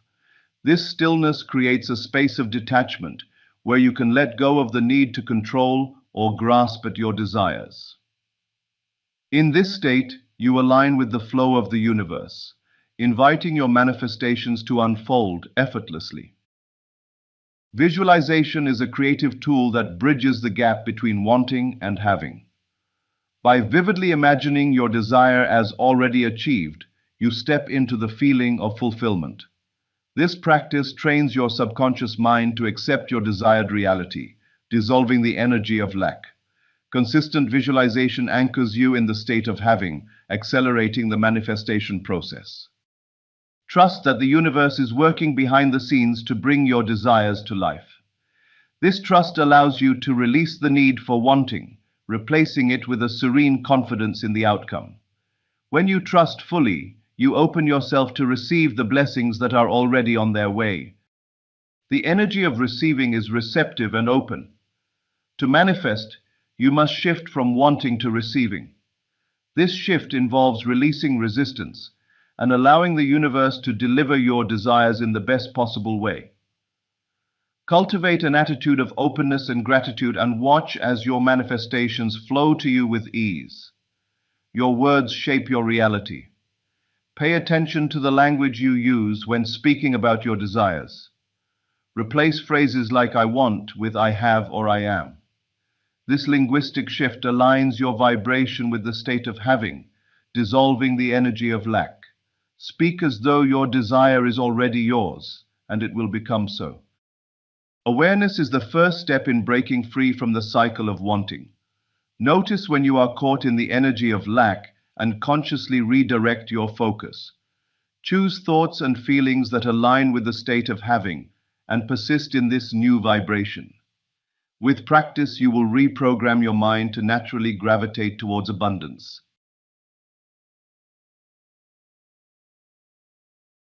My friends, I want you to stop what you're doing and imagine something profound with me, right where you sit at this moment. Infinite versions of your life are vibrating just beyond the veil of your present perception. You think you're living one story, but what if I told you that every desire you've ever held, every dream you've dismissed as impossible, already exists as a living reality in what the quantum physicists now call the field of infinite possibility? The mystics knew this truth thousands of years ago, and now science is catching up. Your imagination, that divine faculty within you, is not merely a tool for daydreaming. It is the very mechanism by which worlds collapse from possibility into fact. Stay with me, for what I'm about to share will shatter every limitation you've accepted as real. Look at your life right now. I mean, truly observe it. You are living within what I call a particular state of consciousness. But I promise you, it is not the only state available to you. Around you right now, infinite versions of reality are waiting for you to assume them into existence. Yet here we are, so many of us locked inside our single loops of assumption, living the same patterns, getting the same results, feeling the same frustrations, wondering why nothing ever changes even though we desperately want more. Let me tell you something that will liberate you. You are not stuck because of fate, destiny, or circumstances beyond your control. I've been there myself, my friend. I've walked through the valley of limitation, believing I was at the mercy of external forces. But here's what might shock you, and this is something most people never realize. You're stuck because your entire system, Your very consciousness is still tuned to your old assumptions about who you are and what's possible for you. The quantum field doesn't care about your desires. It only responds to your assumptions. You see, my friend, an assumption, though false, if persisted in, will harden into fact. This is not mere philosophy.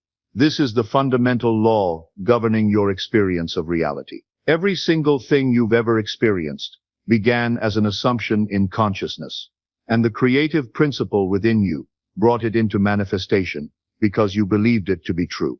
I remember when I first understood this principle. I was a young man in Barbados, working in my father's tailoring shop, dreaming of something more, but not knowing how to bridge the gap between where I was and where I wanted to be. I would watch the wealthy tourists come through our shop, and I assumed they lived in a different world than mine. But then I began to understand that consciousness was the only reality, and that by changing my assumptions about myself, I could literally change my world. I used to believe, and perhaps you did too, that wanting something intensely enough would bring it into manifestation. I would lie awake at night, burning with desire for a different life, a life of freedom and possibility. But can I share with you the truth that revolutionized everything? Your desire alone accomplishes nothing in the realm of creation. Nothing comes from without. All things come from within, from the subconscious. The creative power responds not to your wanting, but to your assuming. Think about this for a moment. You can desire wealth while assuming poverty. You can long for love while assuming unworthiness. You can dream of success while assuming failure. And which assumption do you think the creative principle will honor? Always the dominant assumption, the one you feel most naturally, most consistently. This is why you might be doing everything right, saying affirmations, creating vision boards, practicing visualizations, yet still finding yourself trapped in the same limited expression of life. Because beneath your conscious efforts, your subconscious assumptions are broadcasting the old story.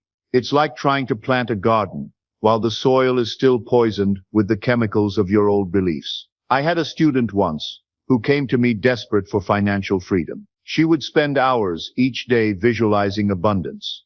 But every time she opened her wallet, every time she paid a bill, every time she looked at her bank account, she would contract with fear. She was trying to plant seeds of abundance in soil that was saturated with assumptions of lack. The creative principle couldn't honor her conscious desires because her subconscious assumptions were so much stronger. Now here's where modern quantum physics validates what I've been teaching for decades.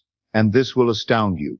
Every possibility that has ever existed or could exist already vibrates within the quantum field simultaneously. You are not creating something from nothing. You are selecting which already existing reality to experience. The quantum physicists call this superposition, all possibilities existing at once, until the moment of observation collapses one specific reality into form. But here's the profound truth that most people miss. You are not observing reality with your physical eyes alone. You are observing, and therefore collapsing, reality with your assumptions, your expectations, your dominant feeling states. The quantum field is responsive, not reactive. It mirrors back to you not what you want, but what you assume to be true about yourself and your world.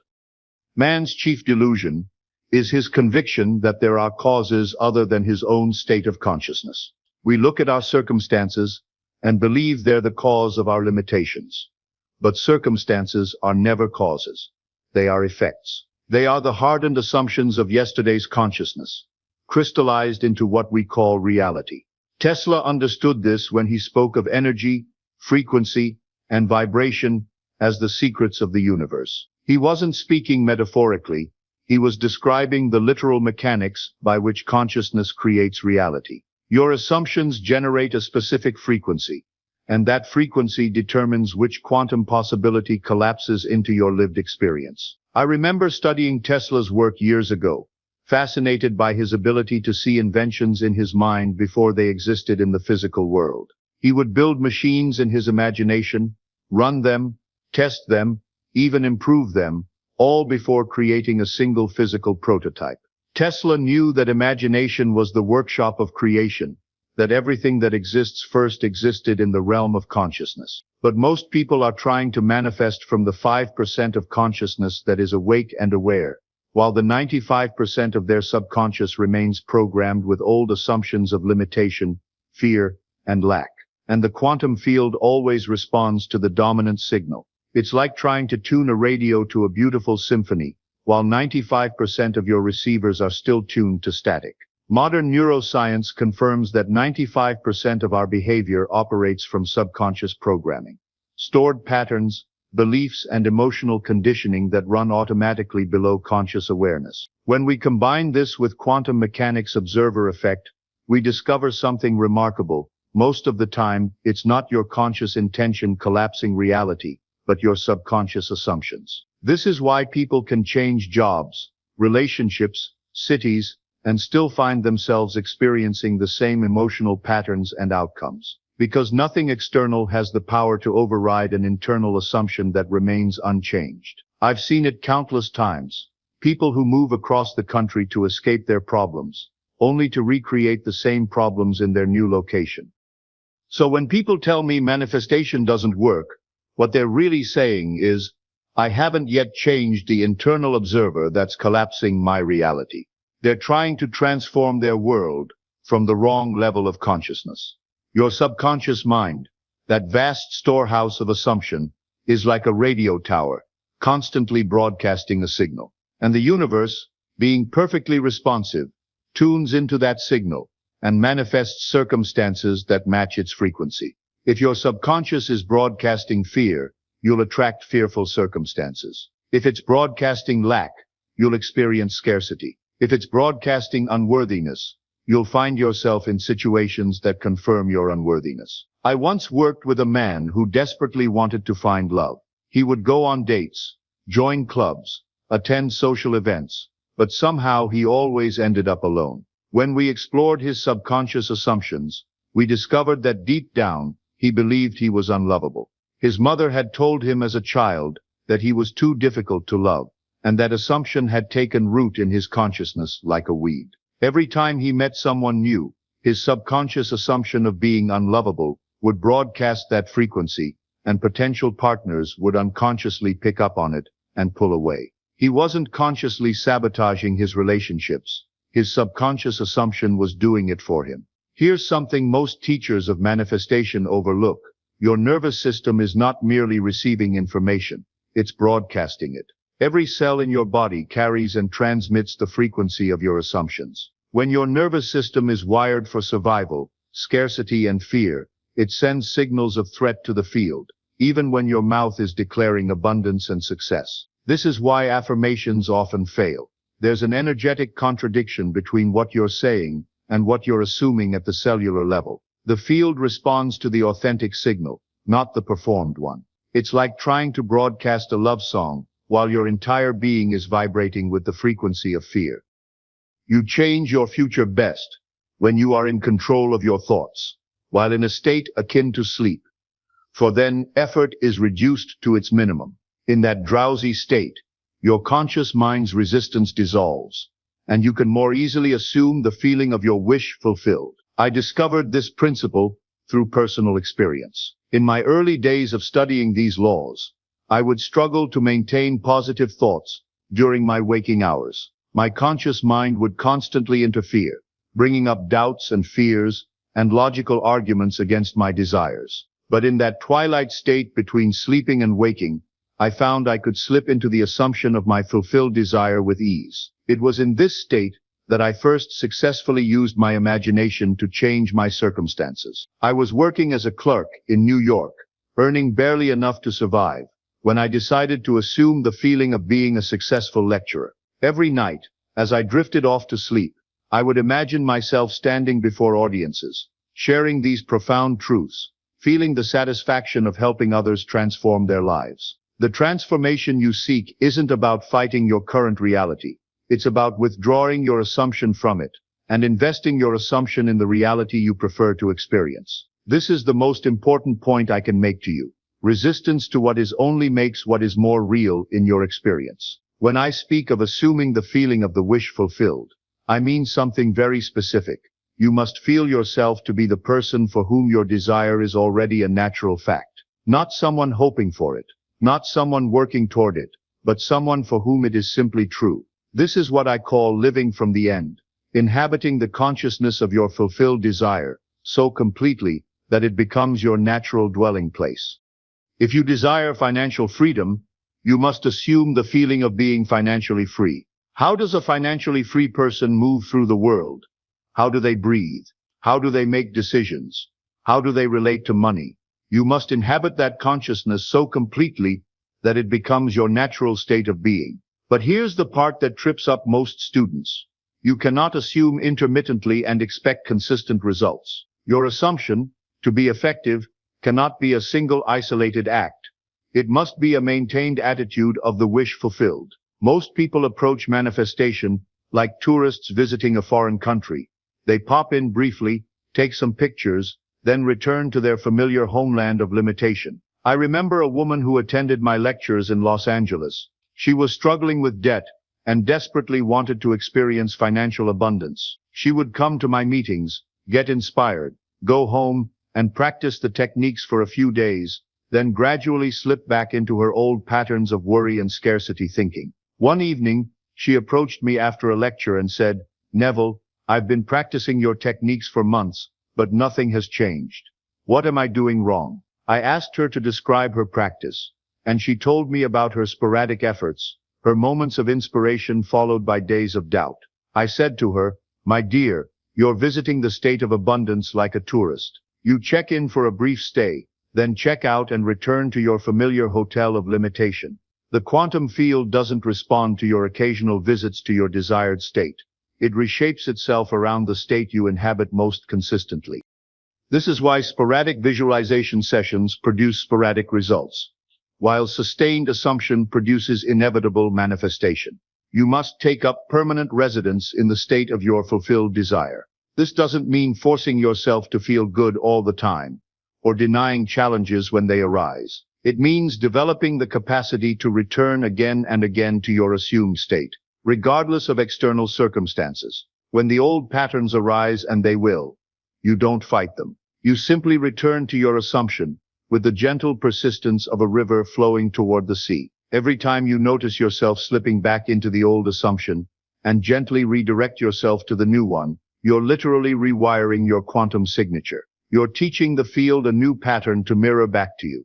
This is the great work of consciousness, not the dramatic transformation that happens in a single moment, but the patient, persistent return to your chosen state of being. Let me give you a practical framework for this sacred work. Before your feet touch the floor each morning, before you check your phone, before you engage with the world's version of reality, spend time feeling yourself to be the person you've decided to become. What frequency are you bringing into this day? Are you carrying assumption of lack or abundance, struggle or ease? I have made it my practice for over 40 years to begin each day by asking myself, who am I choosing to be today? Not what am I going to do? Not what am I hoping will happen? But who am I choosing to be? Because who you are in consciousness determines what you experience in the world. Throughout your day, practice what I call embodied response. Notice when your actions, words, and choices align with your assumed identity, and when they contradict it. If you've assumed abundance, are you acting with generosity or scarcity? If you've assumed love, are you opening your heart or armoring it? I once knew a man who had assumed the identity of being a successful businessman. But every time he had an opportunity to invest in his business or take a calculated risk, he would retreat into fear-based thinking. He would say he believed in abundance, but his actions revealed his true assumptions, that resources were scarce, that opportunities were rare, that he couldn't trust his own judgment.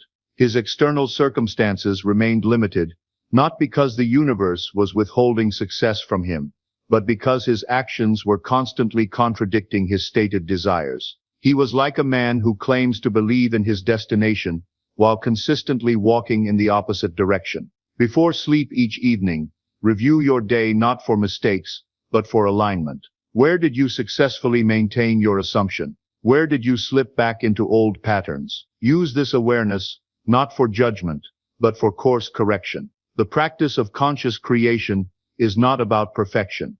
It's about persistence. Remember this profound truth. A change of feeling is a change of destiny. Every moment you sustain the feeling of your wish fulfilled, you're literally collapsing new quantum possibilities into your experience. This isn't metaphysical speculation. This is the most practical instruction I can give you. Dare to believe in the reality of your assumption, and watch the world play its part relative to its fulfillment. The world has no choice but to conform to your persistent assumption. Persistence doesn't mean force. It means natural, effortless return to your chosen state. Like a river that always flows toward the sea, your consciousness should naturally flow toward the assumption of your fulfilled desire. When doubt arises, and it will, don't fight it. Simply return to your assumption. When old patterns resurface, gently guide yourself back to your new identity. I want to share with you a story that illustrates this principle beautifully. Years ago, I met a young woman who had been told by doctors that she could never have children. She had been married for 5 years and had undergone countless medical procedures, all to no avail.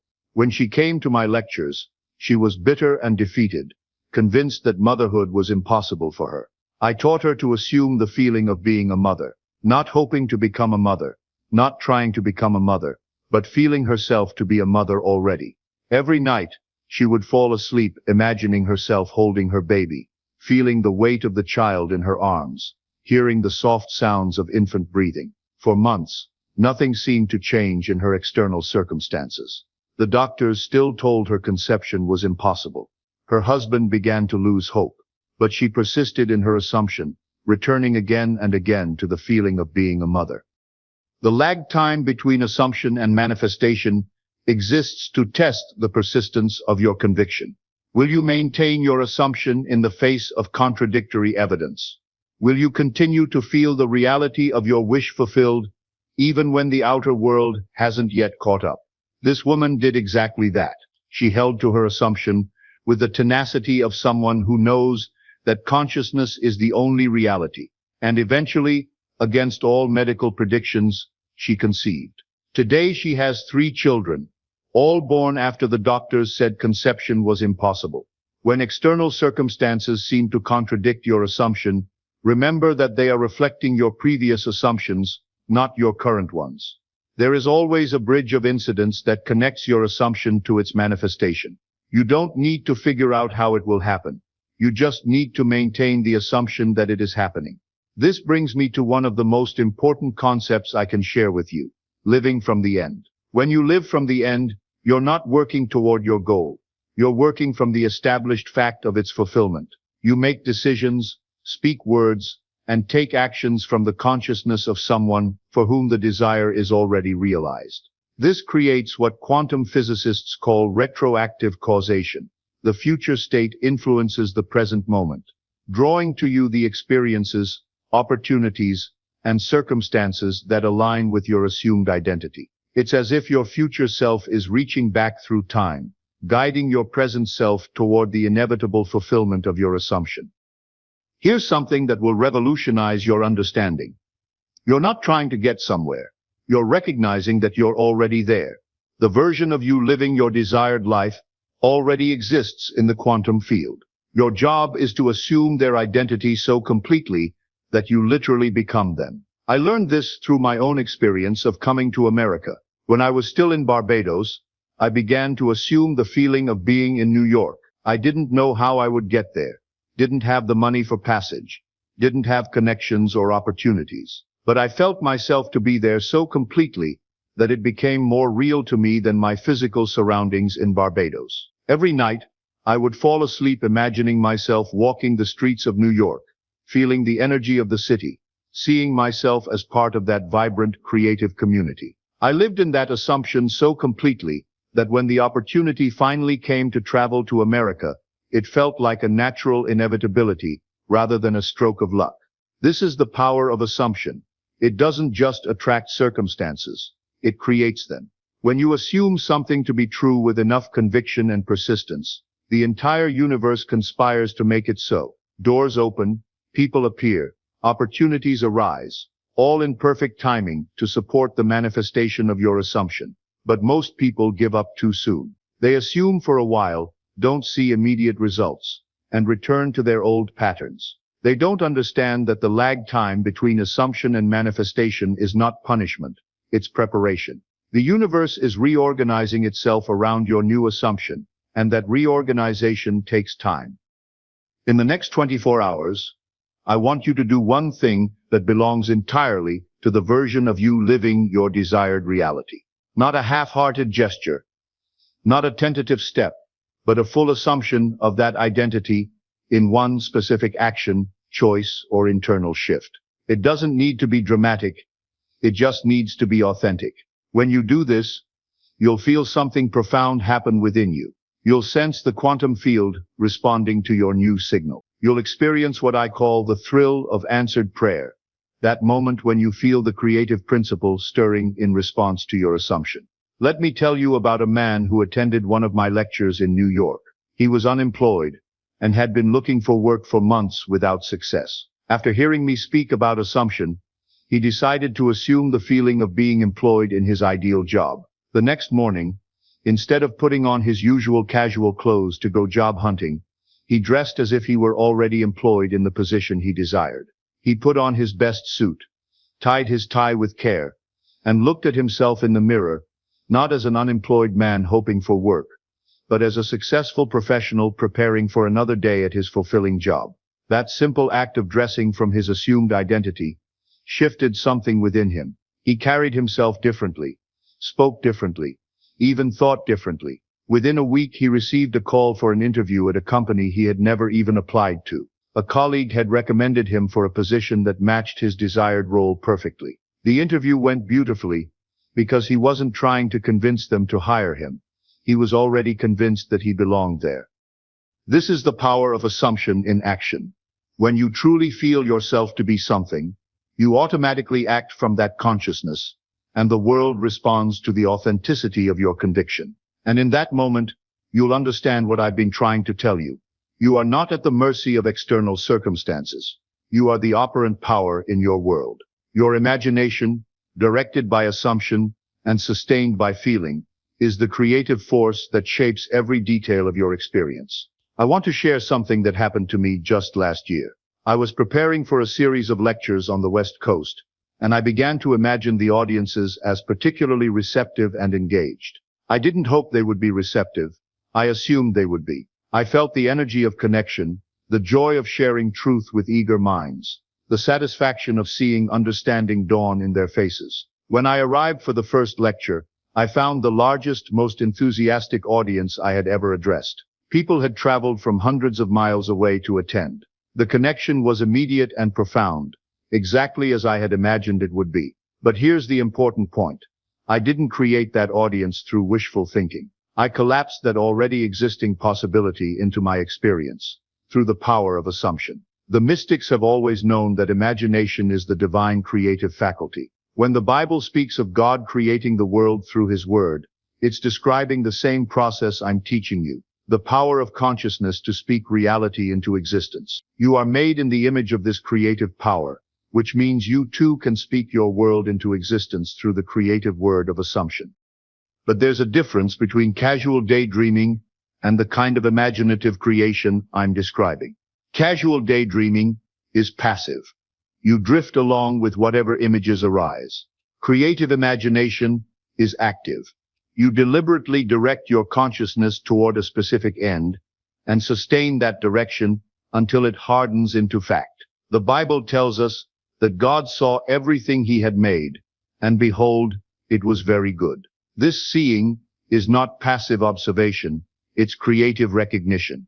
When you see your desired reality with the eyes of imagination, when you recognize it as already accomplished, when you feel its goodness as a present fact, you are using the same creative power that brought worlds into existence. I often tell my students that the Bible is not a historical document. It's a psychological drama that plays out in the consciousness of every individual. Abraham represents the awakening of faith. Moses represents the law-giving aspect of consciousness. And Jesus represents the perfect assumption of divine identity. These are not people who lived thousands of years ago. They are states of consciousness that you can experience right now. When Jesus said, "Before Abraham was, I am," he was expressing the eternal now of consciousness. Your desired reality doesn't exist in some distant future. It exists right now in the eternal present of imagination. When you assume the feeling of your wish fulfilled, you are accessing that eternal now, collapsing the apparent distance between desire and fulfillment. I remember a woman who came to me years ago, desperate to reconcile with her estranged husband. They had been separated for over a year, and he had filed for divorce. The lawyers were involved, the papers were drawn up, and everyone told her to accept that the marriage was over. But I taught her to assume the feeling of reconciliation. She began to sleep each night imagining her husband beside her, feeling his presence, his love, his commitment to their marriage. She would wake up and for a moment feel genuinely surprised to find herself alone. So real had her imaginative experience become. Her friends thought she was delusional. Her family urged her to face reality. But she held to her assumption, with the persistence of someone who understands that consciousness is reality, and that what we call physical reality is simply consciousness crystallized into form. It took 6 months, but gradually, her husband began to soften. He started calling, then visiting, then spending the night. The divorce papers were never filed, and today, 15 years later, they have one of the strongest marriages I know. She didn't manipulate him or coerce him. She simply assumed the feeling of their love so completely that it became the dominant reality in both their lives. This is what I mean when I say that assumption, if persisted in, will harden into fact. The facts of your current experience are simply the hardened assumptions of your past consciousness. Change your assumptions, persist in them, and you will change your facts. But here's what most people don't understand. The period between assumption and manifestation is not dead time. It's the most creative period of your life. During this time, the universe is reorganizing itself around your new assumption, creating the bridge of incidents that will bring your desire into manifestation. Your job during this period is not to figure out how it will happen. Your job is to maintain the assumption that it is happening.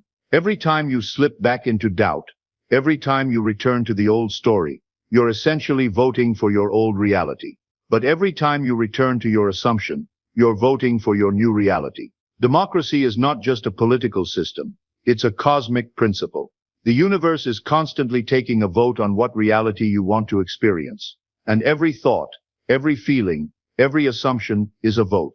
The reality that gets the most votes wins. This is why persistence is so important. Not because you're forcing something to happen, but because you're consistently voting for what you want to experience. I've seen people transform their entire lives through this understanding. I've watched the sick become healthy, the poor become wealthy, the lonely find love, all through the simple but profound practice of assuming the feeling of their wish fulfilled and persisting in that assumption until it hardened into fact. The quantum field that modern physics describes is the same field that the mystics have always called the mind of God. It's the responsive, creative medium in which all possibilities exist simultaneously, waiting for consciousness to select which ones to experience. You are not separate from this field. You are an individualized point of consciousness within it, with the power to collapse any possibility into your experience. This is why I say that man is God in action, not because you are greater than the creative principle, but because you are the creative principle, individualized. The same power that creates galaxies and governs the movement of planets is the power that beats your heart and thinks your thoughts. When you assume the feeling of your wish fulfilled, you are using this cosmic creative power in its most practical application. But power without wisdom can be dangerous. This is why I emphasize the importance of assuming only what you truly desire, only what would bring joy and fulfillment, not just to you, but to all concerned. The creative power is impartial. It will manifest whatever you consistently assume, regardless of whether it's beneficial or harmful. I once knew a man who was so focused on getting revenge against someone who had wronged him that he spent months assuming the feeling of his enemy's downfall. His assumption was so persistent and emotionally charged that it eventually manifested His enemy did indeed experience a series of failures and setbacks. But the man who had assumed this revenge found no satisfaction in it. In fact, he felt empty and remorseful, realizing that his creative power could have been used to build something beautiful instead of tearing something down. This taught me an important lesson about the responsibility that comes with creative power. When you understand that your assumptions shape reality, you must also accept responsibility for the kind of reality you're creating. Are you using your creative power to build a world of love, abundance, and joy? Or are you unconsciously creating a world of fear, scarcity, and limitation? The choice is always yours, and it's being made in every moment through the assumptions you hold and the feelings you entertain. This is why self-observation is so crucial to this work. You must become aware of your habitual patterns of thought and feeling, because these patterns are literally sculpting your experience of reality. Most people are unconscious creators, assuming by default, rather than by design. They inherit their assumptions from their parents, their culture, their past experiences, and then wonder why their life feels predetermined. But you have the power to break free from inherited limitations and create consciously according to your highest vision of what's possible. You must assume the feeling of your wish fulfilled until your assumption has all the sensory vividness of reality. This is not about visualizing, it's about feeling. You must feel yourself to be the person you want to become so completely that it becomes more real to you than your current circumstances. I remember when I was first learning these principles, I struggled with the concept of feeling. I would try to visualize what I wanted, but the images seemed flat and lifeless. It wasn't until I learned to feel my way into my desires that they began to manifest with consistency. For example, when I wanted to experience financial abundance, I didn't just visualize money in my bank account. I felt the security that comes with financial freedom, the ease of making purchases without anxiety, the joy of being able to help others generously. I felt the weight of money in my pocket, the satisfaction of paying bills with gratitude rather than fear. When you reach this level of assumption, where your desired state feels more real than your current circumstances, manifestation becomes inevitable. The quantum field cannot resist a persistent, feeling-full assumption. It must collapse into form, that which you've assumed to be true. This is not faith in the religious sense. This is faith in the scientific sense. It's not blind belief. It's informed confidence based on understanding the laws of consciousness. When you understand that consciousness is the only reality, and that the physical world is simply consciousness made visible, then assuming the feeling of your wish fulfilled becomes as natural as breathing. But most people approach manifestation with a beggar's consciousness. They come to the universe with their hat in their hand, hoping for a few scraps of good fortune. They pray with desperation rather than assumption. They visualize with yearning rather than acceptance. They affirm with hope rather than conviction. This beggar's consciousness actually repels what you want, because it's based on the assumption that you don't have it. How can you attract abundance while assuming scarcity? How can you manifest love while assuming unworthiness? How can you create success while assuming failure? The consciousness of the fulfilled desire is entirely different. It's not hoping or wanting or needing, it's simply being. When you assume the feeling of your wish fulfilled, you're not asking for something, you're accepting something that already exists. You're not hoping it will happen, you're recognizing that it has happened. This shift from hoping to accepting, from wanting to being, is the most important transformation you can make in your approach to manifestation. It's the difference between begging and commanding, between asking and decreeing, between trying and knowing. You are not the same person who began listening to these words. Something has shifted in your consciousness. A new possibility has been awakened. You are carrying within you right now the seed of your transformed life. That seed doesn't need to be planted. It's already growing. It doesn't need to be watered. It's already being nourished by the creative power of your assumption. The extraordinary version of you, the one living in that expanded, joyful, abundant reality, is not a distant possibility. It is a present fact waiting for your assumption to make it manifest. The lag time between assumption and manifestation is not punishment. It's the natural rhythm of creation. the time it takes for consciousness to crystallize into form. Your journey to mastery begins now, not when you feel ready, not when circumstances align, but now, because the quantum field is listening to your assumption in this very moment. And it's ready to mirror back to you the reality you're brave enough to claim as already yours. Remember, my friend, you are at this very moment, drawing into your world that which you are now conscious of being. Make your assumption consciously, deliberately, persistently, and watch as the quantum field rearranges itself to match the magnificent reality you've dared to assume as true. The choice is always yours. Will you continue assuming the old story, or will you dare to assume the magnificent truth of who you really are and what's actually possible for you? The power is within you. It has always been within you. Now you know how to use it. Now you know that your imagination is not just a faculty for entertainment. It's the divine creative power by which worlds are made and unmade, by which your personal world is constantly being shaped and reshaped according to your dominant assumptions. Go forth and assume boldly, my friend. Assume the best. Assume the highest. Assume the most magnificent version of your life that you can conceive. And then persist in that assumption with the patience of eternity and the confidence of one who knows that consciousness is the only reality and that the creative power of the universe is working through you to bring your assumption into manifestation. The quantum field is waiting for your command. What reality will you choose to collapse into experience? The answer to that question will determine the story of your life. Choose well, assume boldly, and prepare to be amazed by the creative power that lies within your own divine imagination. This is the promise. This is the possibility. This is the power that is yours to claim. All of creation is waiting for you to recognize who you truly are. Not a victim of circumstances, but the creator of your experience. Not a beggar hoping for scraps, but a sovereign being capable of assuming any reality you dare to claim as true. The time for limitation is over. The time for assumption is now. Step into your power, assume your greatness, and watch as the universe conspires to make your assumption reality.